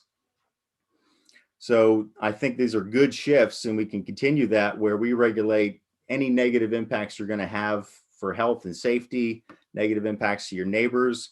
But then we shift towards letting people do with their property whatever they see fit, so they can make money and survive, rather than come ask for permission every time they want to do something differently. So that sort of shifts the balance to trusting our people, our residents, to everyone here on this call. And I would say the vast majority of folks in our neighborhoods want to have a safe place to live. They want to be able to improve their property. They want to be able to make things better. And so if we can streamline the processes so they don't have to ask for permission as much, and have more by right options for them, I think that'll be good. So the home occupations piece, I believe Hutch put that in your guys's documents. That's a pretty big shift in, it basically shifts a lot of what we had by special exception for home occupations. It shifts all of those things to by right uses, and then adds a whole bunch of uses that could be done by special exception. The other streamlining process that I put into the home occupations amendment was to allow a ruling of the zoning officer. This is a mechanism that's been used in other townships in Lancaster County. Most recently, I believe Conoy Township started to use this, which is rather than pay a $400 fee and then schedule a zoning hearing board, the applicant can just request that Tara make a decision. And if they don't like what she decided, then they can appeal that to the zoning hearing board. So it saves a whole bunch of time and a bunch of money. You get quick decisions and people can start moving on their projects. So that's one change that I also have in there. And on the commercial zoning, I basically took the recommendations from the County Planning Commission when we did the overlay zoning for Rockville. And I went through each of the permitted uses in C1 and C2 and added them to C3. So in other zoning documents, not in East Lampeter, sometimes you'll see, as you move into higher density zoning areas, you see all the uses that are allowed in C1 are allowed in C2 plus these new uses. And then as you move into C3, you have all the uses allowed in C1 and C2 are allowed. And in addition, these additional uses. Our zoning ordinance is actually a little backwards in this, where as we get into our higher density zoning, we restrict uses. And by restricting uses, I believe that we're not allowing the residents and the business owners in our C3 district to react to market forces. So broadly, the goal is reduce the regulatory burden on our businesses and allow them to make real-time decisions in response to market changes without having to go through a lengthy and often costly process in order to adapt and be able to do what they know they need to do.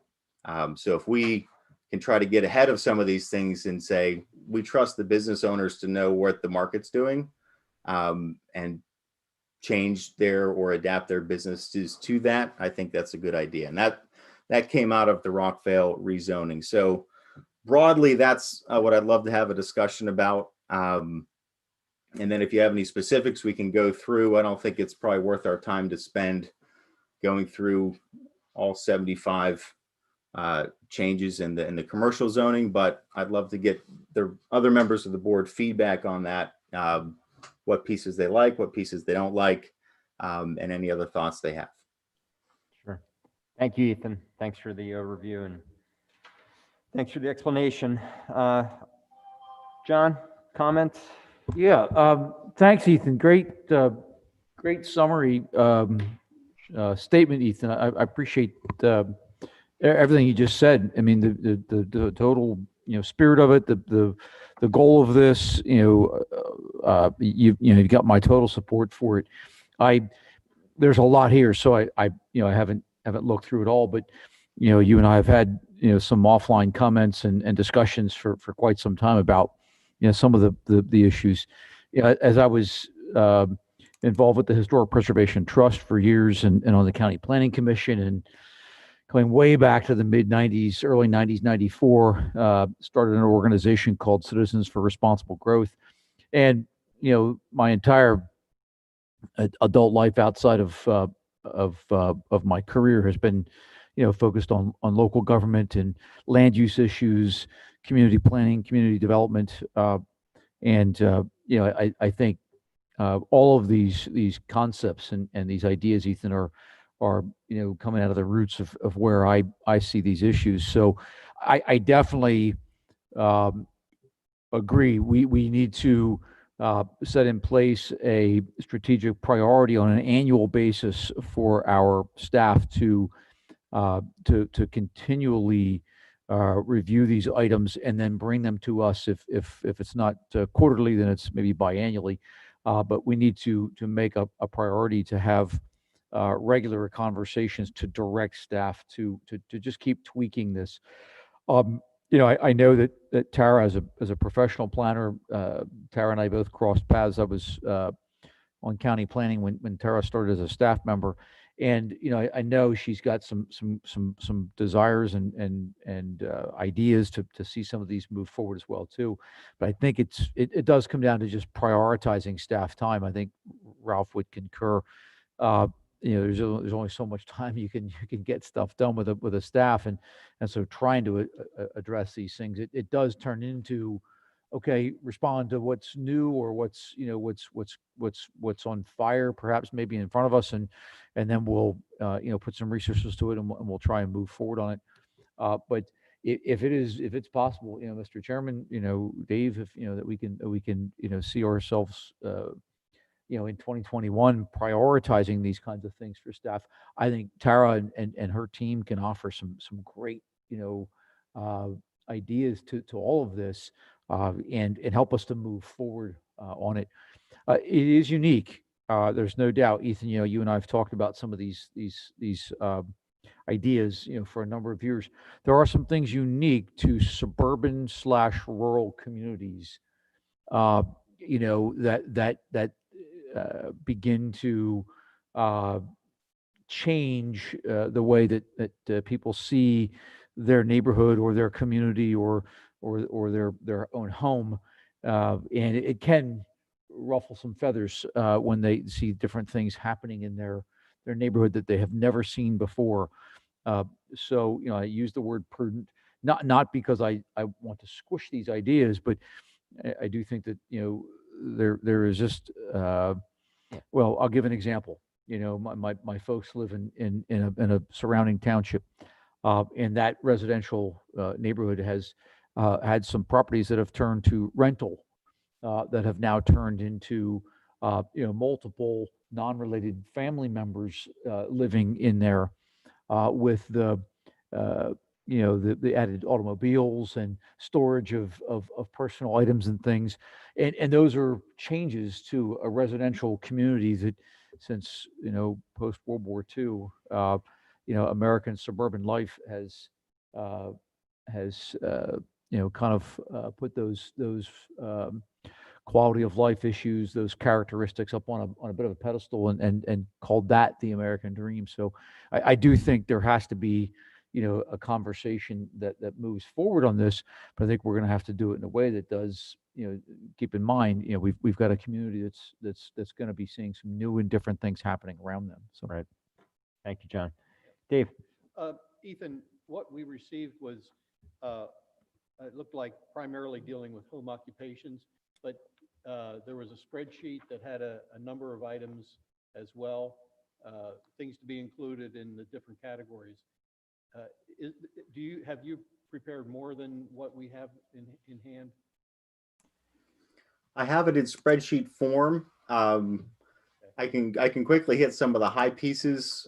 Some of that was discussed in our last discussion and the last agenda item. Adding apartments as an accessory use in C2 and C3. Adding convenience stores as a use in C3, which are currently already allowed in other zones and are now allowed in the overlay we just passed. Allowing dry cleaners and laundromats. Allowing grocery stores in commercial 2 and commercial 3.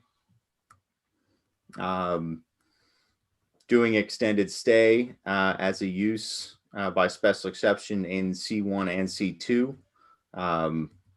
Allowing libraries, medical, dental, multifamily dwellings, office uses, places of worship.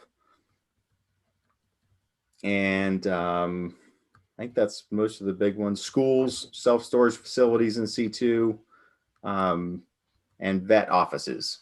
So those are some of the high points, but a lot of those were things that we approved in the C3 overlay, and it's just extending them to the rest of C3, which was what the County Planning Commission recommended we do. Of if it's good for Rockville, it's good for Rockville's neighbors. Yeah. As far as prioritizing low-hanging fruit that you would see here that we might focus on early?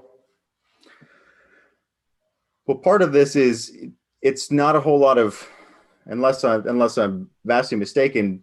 So rather than responding every time someone comes in wanting another use, if we allowed essentially all the uses we already are allowing in C1 and C2, allowing them in the higher dense zones,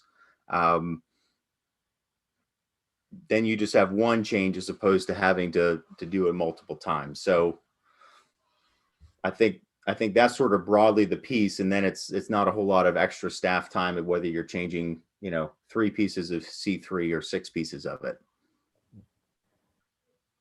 I guess the question is, if you're looking at these groupings of changes, so the commercial district changes you just mentioned versus the home occupation changes, is there one you think we'd get a bigger bang for the buck for the community over the other?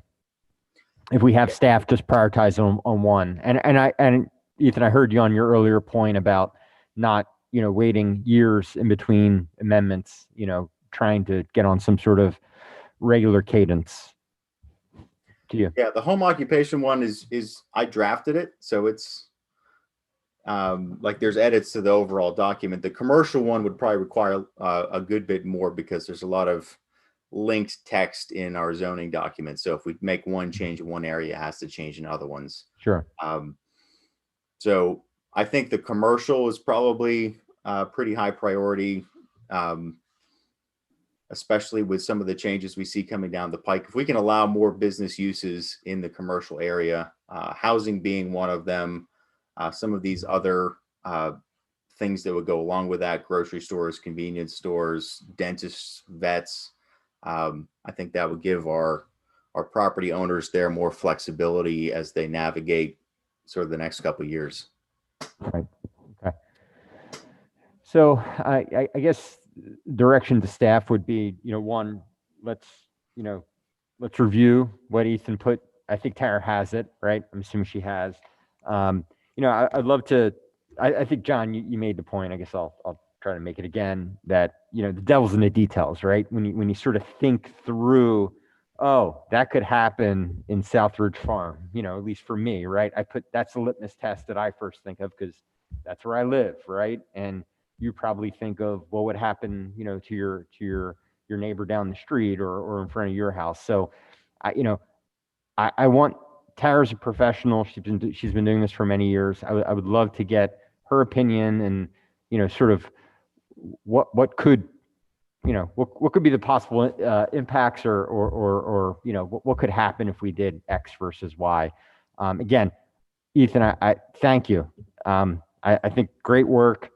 I agree with your vision. I agree that homeowners should be able to use their properties, as they see fit. But you also have to remember they have an extra neighbor that might not, that bought a house in a neighborhood that didn't expect their neighbor, to their left or to their right to start doing something, when they purchased it. So I guess that'd be my direction to staff to take a look, come back, let's get it on either the next agenda or if it's too soon, the first meeting in January, and let's see what we can get on the books to. Could I recommend, Mr. Chairman, if to perhaps speak to the one of the main points that Ethan was making is to try to be agile and nimble and responsive to some things, is that we would perhaps have staff schedule one of our board meetings. I think that's a great idea. In the first, say, 2 months. I know January's meeting, we tend to do a lot of reorganization, but in that first 2 months that sure. we would dedicate a portion of that to Tara coming and Yep. we really Yep. try to chew into this? Yeah, I mean, even if it's, say the February, the say the first February meeting, I can't remember if there's two in February, but, say a meeting in February and then probably even a meeting during the summer. We often have meetings during the summer where it's, low agenda items. So we have more time to discuss. And, so twice a year, let's have it as a standing item. It's a great idea. Ethan, any other comments? One more quick comment. A lot of these things in this, especially with the home occupations, is basically going to legalize what people are already doing. And it's similar in our commercial district area. I mean, we have school bus stops at certain hotels. I highly doubt that the residents are staying for less than 30 days. So a lot of sort of the market responds and there's a desire for some of the things that I'm advocating changing towards. So a lot of this is basically saying, here's what people are already doing and already want to do. Let's just make it legal and easy for them to do it. Understood. Any comments from the public in the room first? John, you always have comments around zoning. It's getting too late.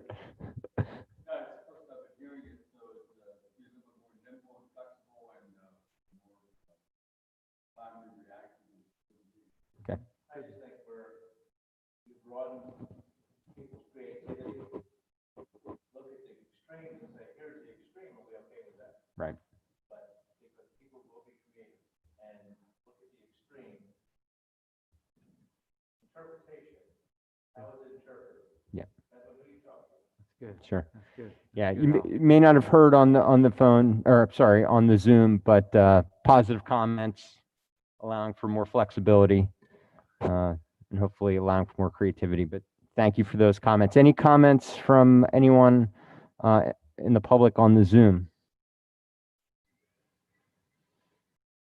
Quickly, my name is Shaker Patel.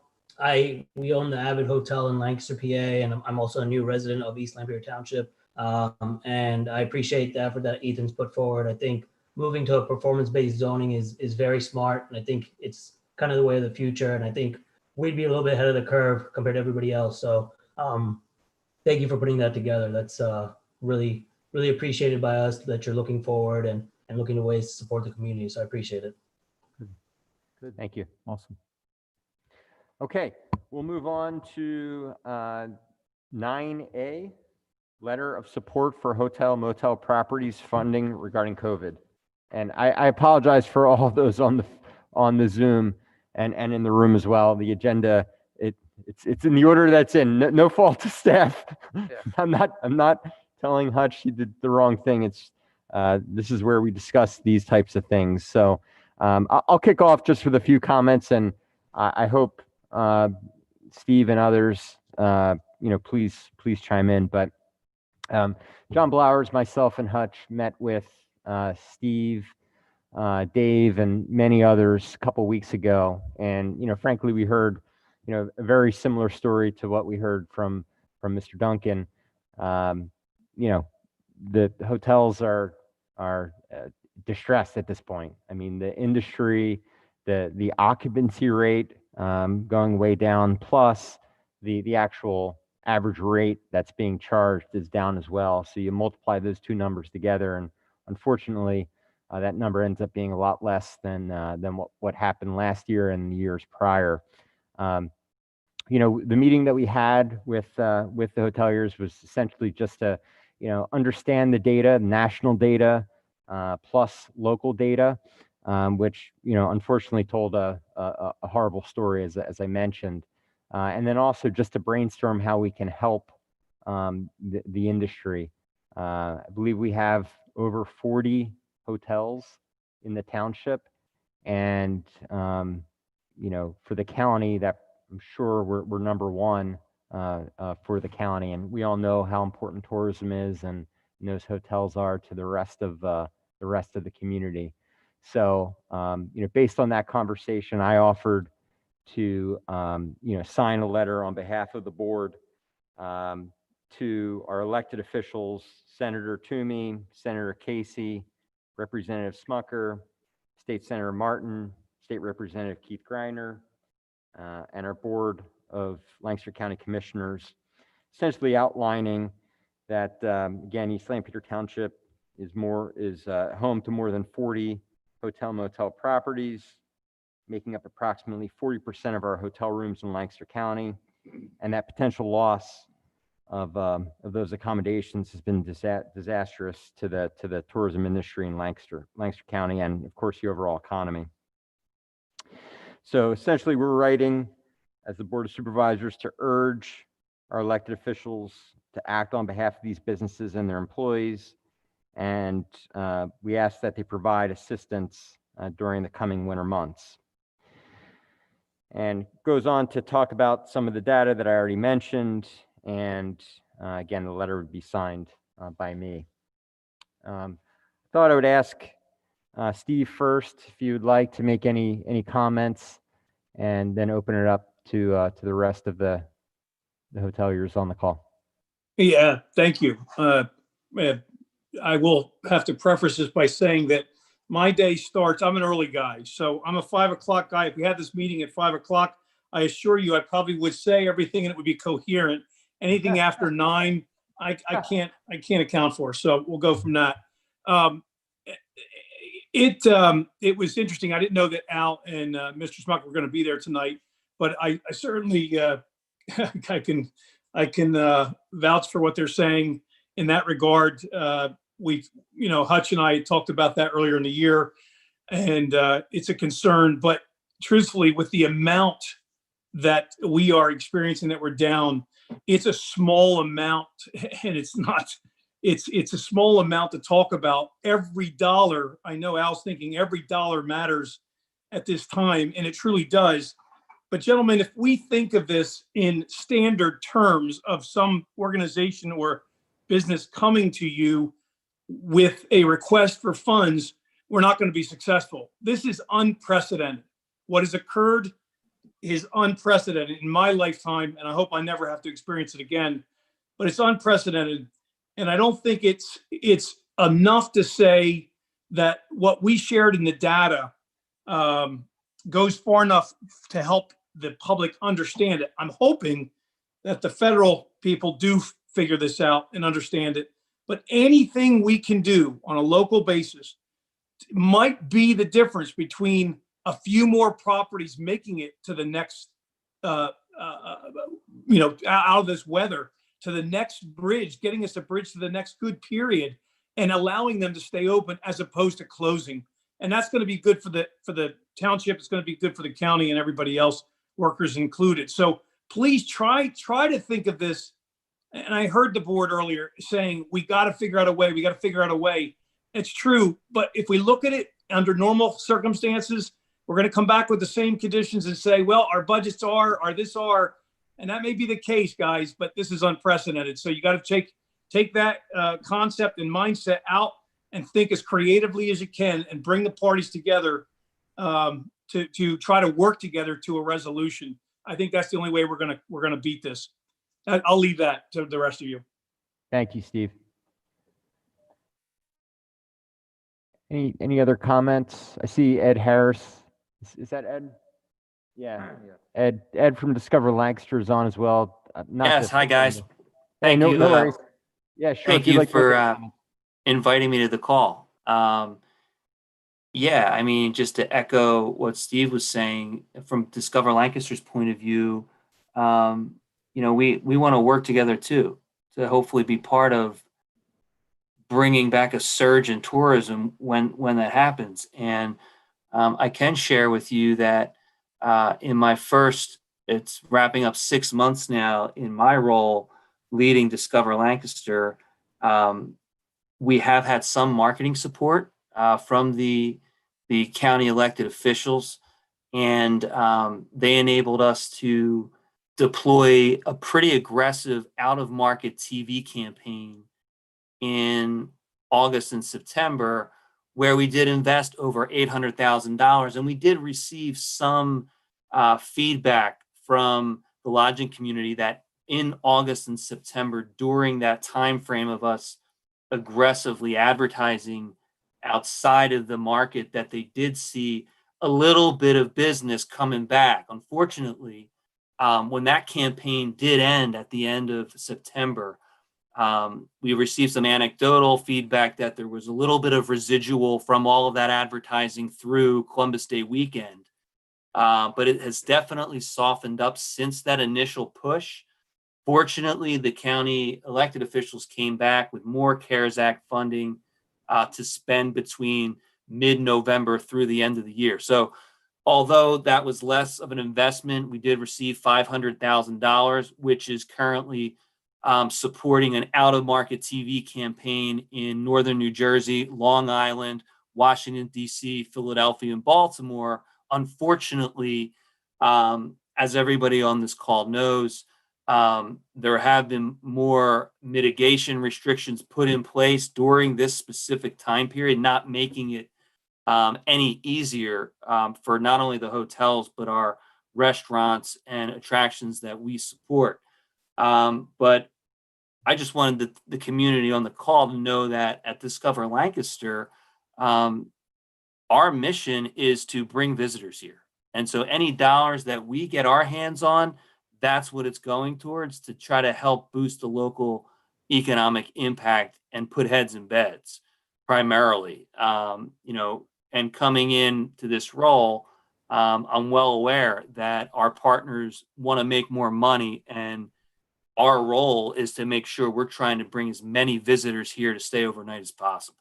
So my name is on the letter, that the Board of Supervisors put together to support any incremental funding we can get for the hotels. So I'm looking forward. I met some of you already face to face in person, but I'm looking forward to meeting everybody on the call in the near future. Thank Sorry, you, Ed. my video is not working. Otherwise, I'd have it turned on. I've had issues tonight with my Zoom. No worries. Thank you, Ed. Comments from other hoteliers?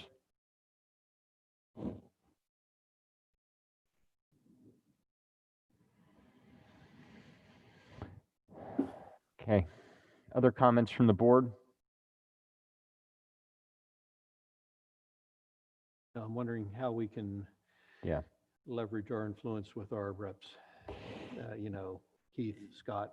Yeah. That's what occurs to me. Yeah, and that's really the goal of the letter, is to get that in front of them. And I honestly, I think it's county, state, and federal. I thought the article in yesterday's paper was very helpful. Steve, I know you were quoted in that article. John Smucker, the other John Smucker, was quoted in the article as well. I think many people don't realize what many businesses are going through right now unless you're in that business. As John said earlier, some businesses are doing unbelievably well during this. Home improvement stores and home improvement folks are doing amazingly well. However, most other businesses are not. Smaller businesses that make up this community, hoteliers, small restaurants. I can't imagine, if help doesn't come, what this community will look like in, frankly, 6 months from now. At this point, again, just to circle back to Mr. Duncan and Mr. Smucker's comments earlier, I think we have, as a board, we need staff to not direct us, but to help us think about what we can do. Again, be creative. And I don't know what the answer is, but again, every dollar helps. Is it the stormwater management fee, that John, you mentioned? Is it something with sewer? Is it something else that we haven't thought of? I know on our municipal taxes, we already, pushed that out. Is the county talking about any other, things with county taxes? the school district, not to throw them under the bus, but their tax bill is much bigger than the municipal tax bill. What are they thinking about and talking about at the board level? I think that's all I have at this point. Mr. Chairman, I had received a phone call voicemail from Kevin Malloy at about 5 o'clock today, and I haven't had a chance. I was doing some other things, preparing for the meeting and driving here, and didn't get a chance to call him back. But Kevin Malloy is the president, executive director, CEO, I'm not sure what his title is, of the Convention Center Authority downtown Lancaster. And his message was, hey, John, I really would like to talk with you. He said, I'm concerned, the hoteliers in your township, the restaurants, the businesses, they're a key part of the tourism economy in Lancaster County. And he said, we can't do without them. And he said, I'm greatly concerned and we need to talk. So give me a call and I'd like to have some of your time. I had said this once before to the hoteliers we were talking to, Corey, last week. Steve was on there and David Gorigandi was on there, Ralph. The tourism economy in Lancaster County is a backbone. It is an absolute backbone of this community. And when you look at the building blocks of it, you have the live, the live theater performances, to the small pubs, to the obviously the older community. I mean, there's just so many components of it. It's layered together. But if the hotels aren't there, Ethan said something earlier, and I certainly hope that the market, is smart enough to determine how many hotel rooms we should have and how many we shouldn't, because I'm not smart enough to figure that one out. But I certainly believe that the hotel, motel owners and their business risk and their business reward is key to that economy. And I say it all the time. And in fact, we call our Main Street out here the gateway, the gateway to the visitor economy. And I just, I don't have the answer, but I know that this board needs to go back. We need to sharpen our pencils, and we've got to come up with proposals. We've got to come up with response. Our business community is speaking to us, and yes, I know there are many businesses that are hurting. I get it, but there are a lot that are doing well right now throughout this, and I'm talking about, and these folks are coming to us specifically talking about a component of it that is so uniquely hit right now that I do think we've got to give our best try, whatever we can do to try to come back to them with a response if we can. Can you just speak at the microphone so they can hear you? Mr. Duncan is going to speak at the microphone. This is probably better this way. One thing that you might think about, if you look in the East St. Peter Township, the economic impact of everything related to travel and tourism, and you wrap that in a package. So as the federal government, the state government, whatever happens over the next few weeks is going to be something else in January.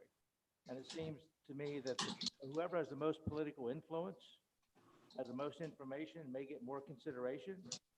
So if you're proactive and you look at what that number is, and as a percentage, East Lampeter Township, probably in the Commonwealth of Pennsylvania, based on per capita, probably ranks pretty dang high in travel and tourism. So putting those numbers, putting that package together, putting it forth to the state, have it ready to go forward to the politicians, that they have ammunition when they're out there fighting for us. If they don't have the ammo, they're not going to bring it home. The other thing that should happen as we come out of this pandemic is the Commonwealth of Pennsylvania to get back into tourism with a $50 to $100 million promotion budget. We're one of the few states in the entire Northeast that does not have a state umbrella on promoting travel and tourism. That only can be moved politically. And if this township sees what we're going through now and realize, what can we get out of this in 3 or 4 or 5 years? Can we get out of it in a year and a half, 2.5 years? So that would be a suggestion I would have. Have someone crunch the numbers, get those political friends we may have, give them what they need that they can go to bat for us. Yeah. Yep. Yeah. Al, is there a trade association, if you will, restaurants, hotels that actually collect that kind of data? For example, do we know about employment? How many people are affected by the employment? TRLA, and if we went to go by tax codes and zip codes, Commonwealth of Pennsylvania, sales tax. There's got to be a way to trace it back. I would think so. By type of business, that would be, Yeah. be my bottom line. Okay. John. Gentlemen, you also, what can we do, what can we do? To give you a little tidbit or clue as to one thing that you could do that in the long run, I don't think is going to bankrupt the township, but it will recognize that there are thousands and thousands of new dollars being paid by your business community, especially into your coffers for the storm sewer tax. I was part of the committee and I understand how all that came together. But at this point, beginning in July, putting all my properties together, I'm paying thousands of dollars more to the township than what I was, a year ago. And so that doesn't come at a good time at this point. So one suggestion would be to you guys to say, well, what can we do? Why don't you suspend that tax for the next 6 months, for example, so that we don't have to pay that additional resource into the township that we really actually hadn't budgeted to do, and right now don't have the money to pay, actually. So that's just a suggestion. Yep. Thank you. John, thank you. It's a fee, but I understand. He knows that. I know. I know. I was saving Hutch from having to say it. Thank you. Thanks, John. Okay. Any other comments from the board? I'm sorry, from the public. I am going to ask for a motion to accept to give me approval to sign the letter. But any other comments?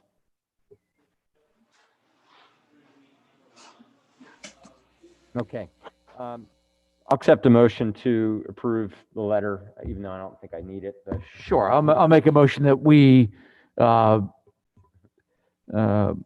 send the letter as drafted to the slate of public officials as listed in the letterhead, and it should come with your signature, Corey. Thanks. A motion made. I'll second. Second by Dave. Okay. Any other comments from the board or the public? I would Sure. add, if I Yes. can, not to my motion, Yeah, but sure. I would add, Corey, just that I think that Mr. Duncan's point needs to be taken up. I think we need to come up with some dollars that show our state reps what this community's tourism economy provides to the state and what that ought to look like in support coming from the state. Yeah. And I think Ed's still on. Yeah. I believe Ed Harrison, Discover Lancaster, has put together stats in the past on tourism's impact to the county. I'm not sure specifically to East Lampeter Township, but I know those stats to the county. Ed, can you add anything to that? Yeah, sure. So annually, we're a $3 billion with a B tourism economy across Lancaster County. So it is, to echo what's been said by the gentleman earlier, it's very, very significant for this part of Pennsylvania. And it's not insignificant by any means. So yes, $3 billion annual tourism economy. We're talking about 20 to 25,000 jobs. It's a big deal. And I'm happy to pull together additional stats from our staff if need be. Yeah. So Yeah, I think yes. if you have that, Ed, that'd be helpful. We can always follow up with another letter. I'm going to get this letter out as soon as possible, and then we can follow up probably in a more general tour. This letter, frankly, is more about hotels more than anything, but we can always follow up with another letter. So Ed, if you can get that to Hutch, that'd be great. Sure, happy to help. Thanks. Okay. Motion was made, a motion was second. Seeing no other comments, I'll take a voice vote. Ethan? Aye. Dave? Aye. John? Aye. Aye. Thank you. Okay, motion passes. Okay, next on the agenda, we have 9B. We have appointment to Building Code Board of Appeals, alternate position, Mr. Ben King. In your packets, you have a very nice resume, picture, and thank you, gentlemen, from Mr. Ben King. He was actually at a recent meeting, maybe about a month ago or so. We met him about a project that he was potentially going to be working on. CEO of Quarry View Building Group. And this would be, again, for the Building Code Board of Appeals, the alternate position. Ethan, any comments? Nope, he's a local businessman who's showed up to a few meetings now, and as we all know, if you show up to more than one meeting, you get asked to be on a board. Yeah, it could be 39 years in the making, right? Okay, great. I'll accept the motion to approve. Ben? So move. Second. Second by Ethan. Okay, any other comments from the board? Any comments from the public? Okay, Ethan? Aye. John? Oh, I'm sorry, Dave? Aye. John? Aye. Chair, aye. Okay, motion passes. Thank you. 10A, MS4 report. Staff provided you with some information on recent stormwater activities, and also provided you with what I've called the township scorecard on where we stand with our pollution reduction efforts and compared to what the permit requires. So I'm not going to bore you with any of those more details. If you have questions about it, happy to try to answer anything that's in those, but yeah. It's information for the board to have. Good, great. Thank you. Any questions or comments for Hutch on the MS4 report? Nope. Okay. Doesn't need any sort of motion. Any other comments from the board before we adjourn? Okay. Thank you all for, it's a long, but I think very important meeting as the Board of Supervisors. I think, like I said, seven plus years on the board. This, definitely a time where we need to be there for our community. So thank you all. I'll accept a motion to adjourn. So moved. Dave, second by John. Okay. Any public comment on the motion to adjourn? Okay. Ethan? Aye. Dave? Aye. John? Aye. Chair, aye. Motion to adjourn is approved. We are adjourned. Thank you. Next meeting, December 21st, 2020 at 7:30.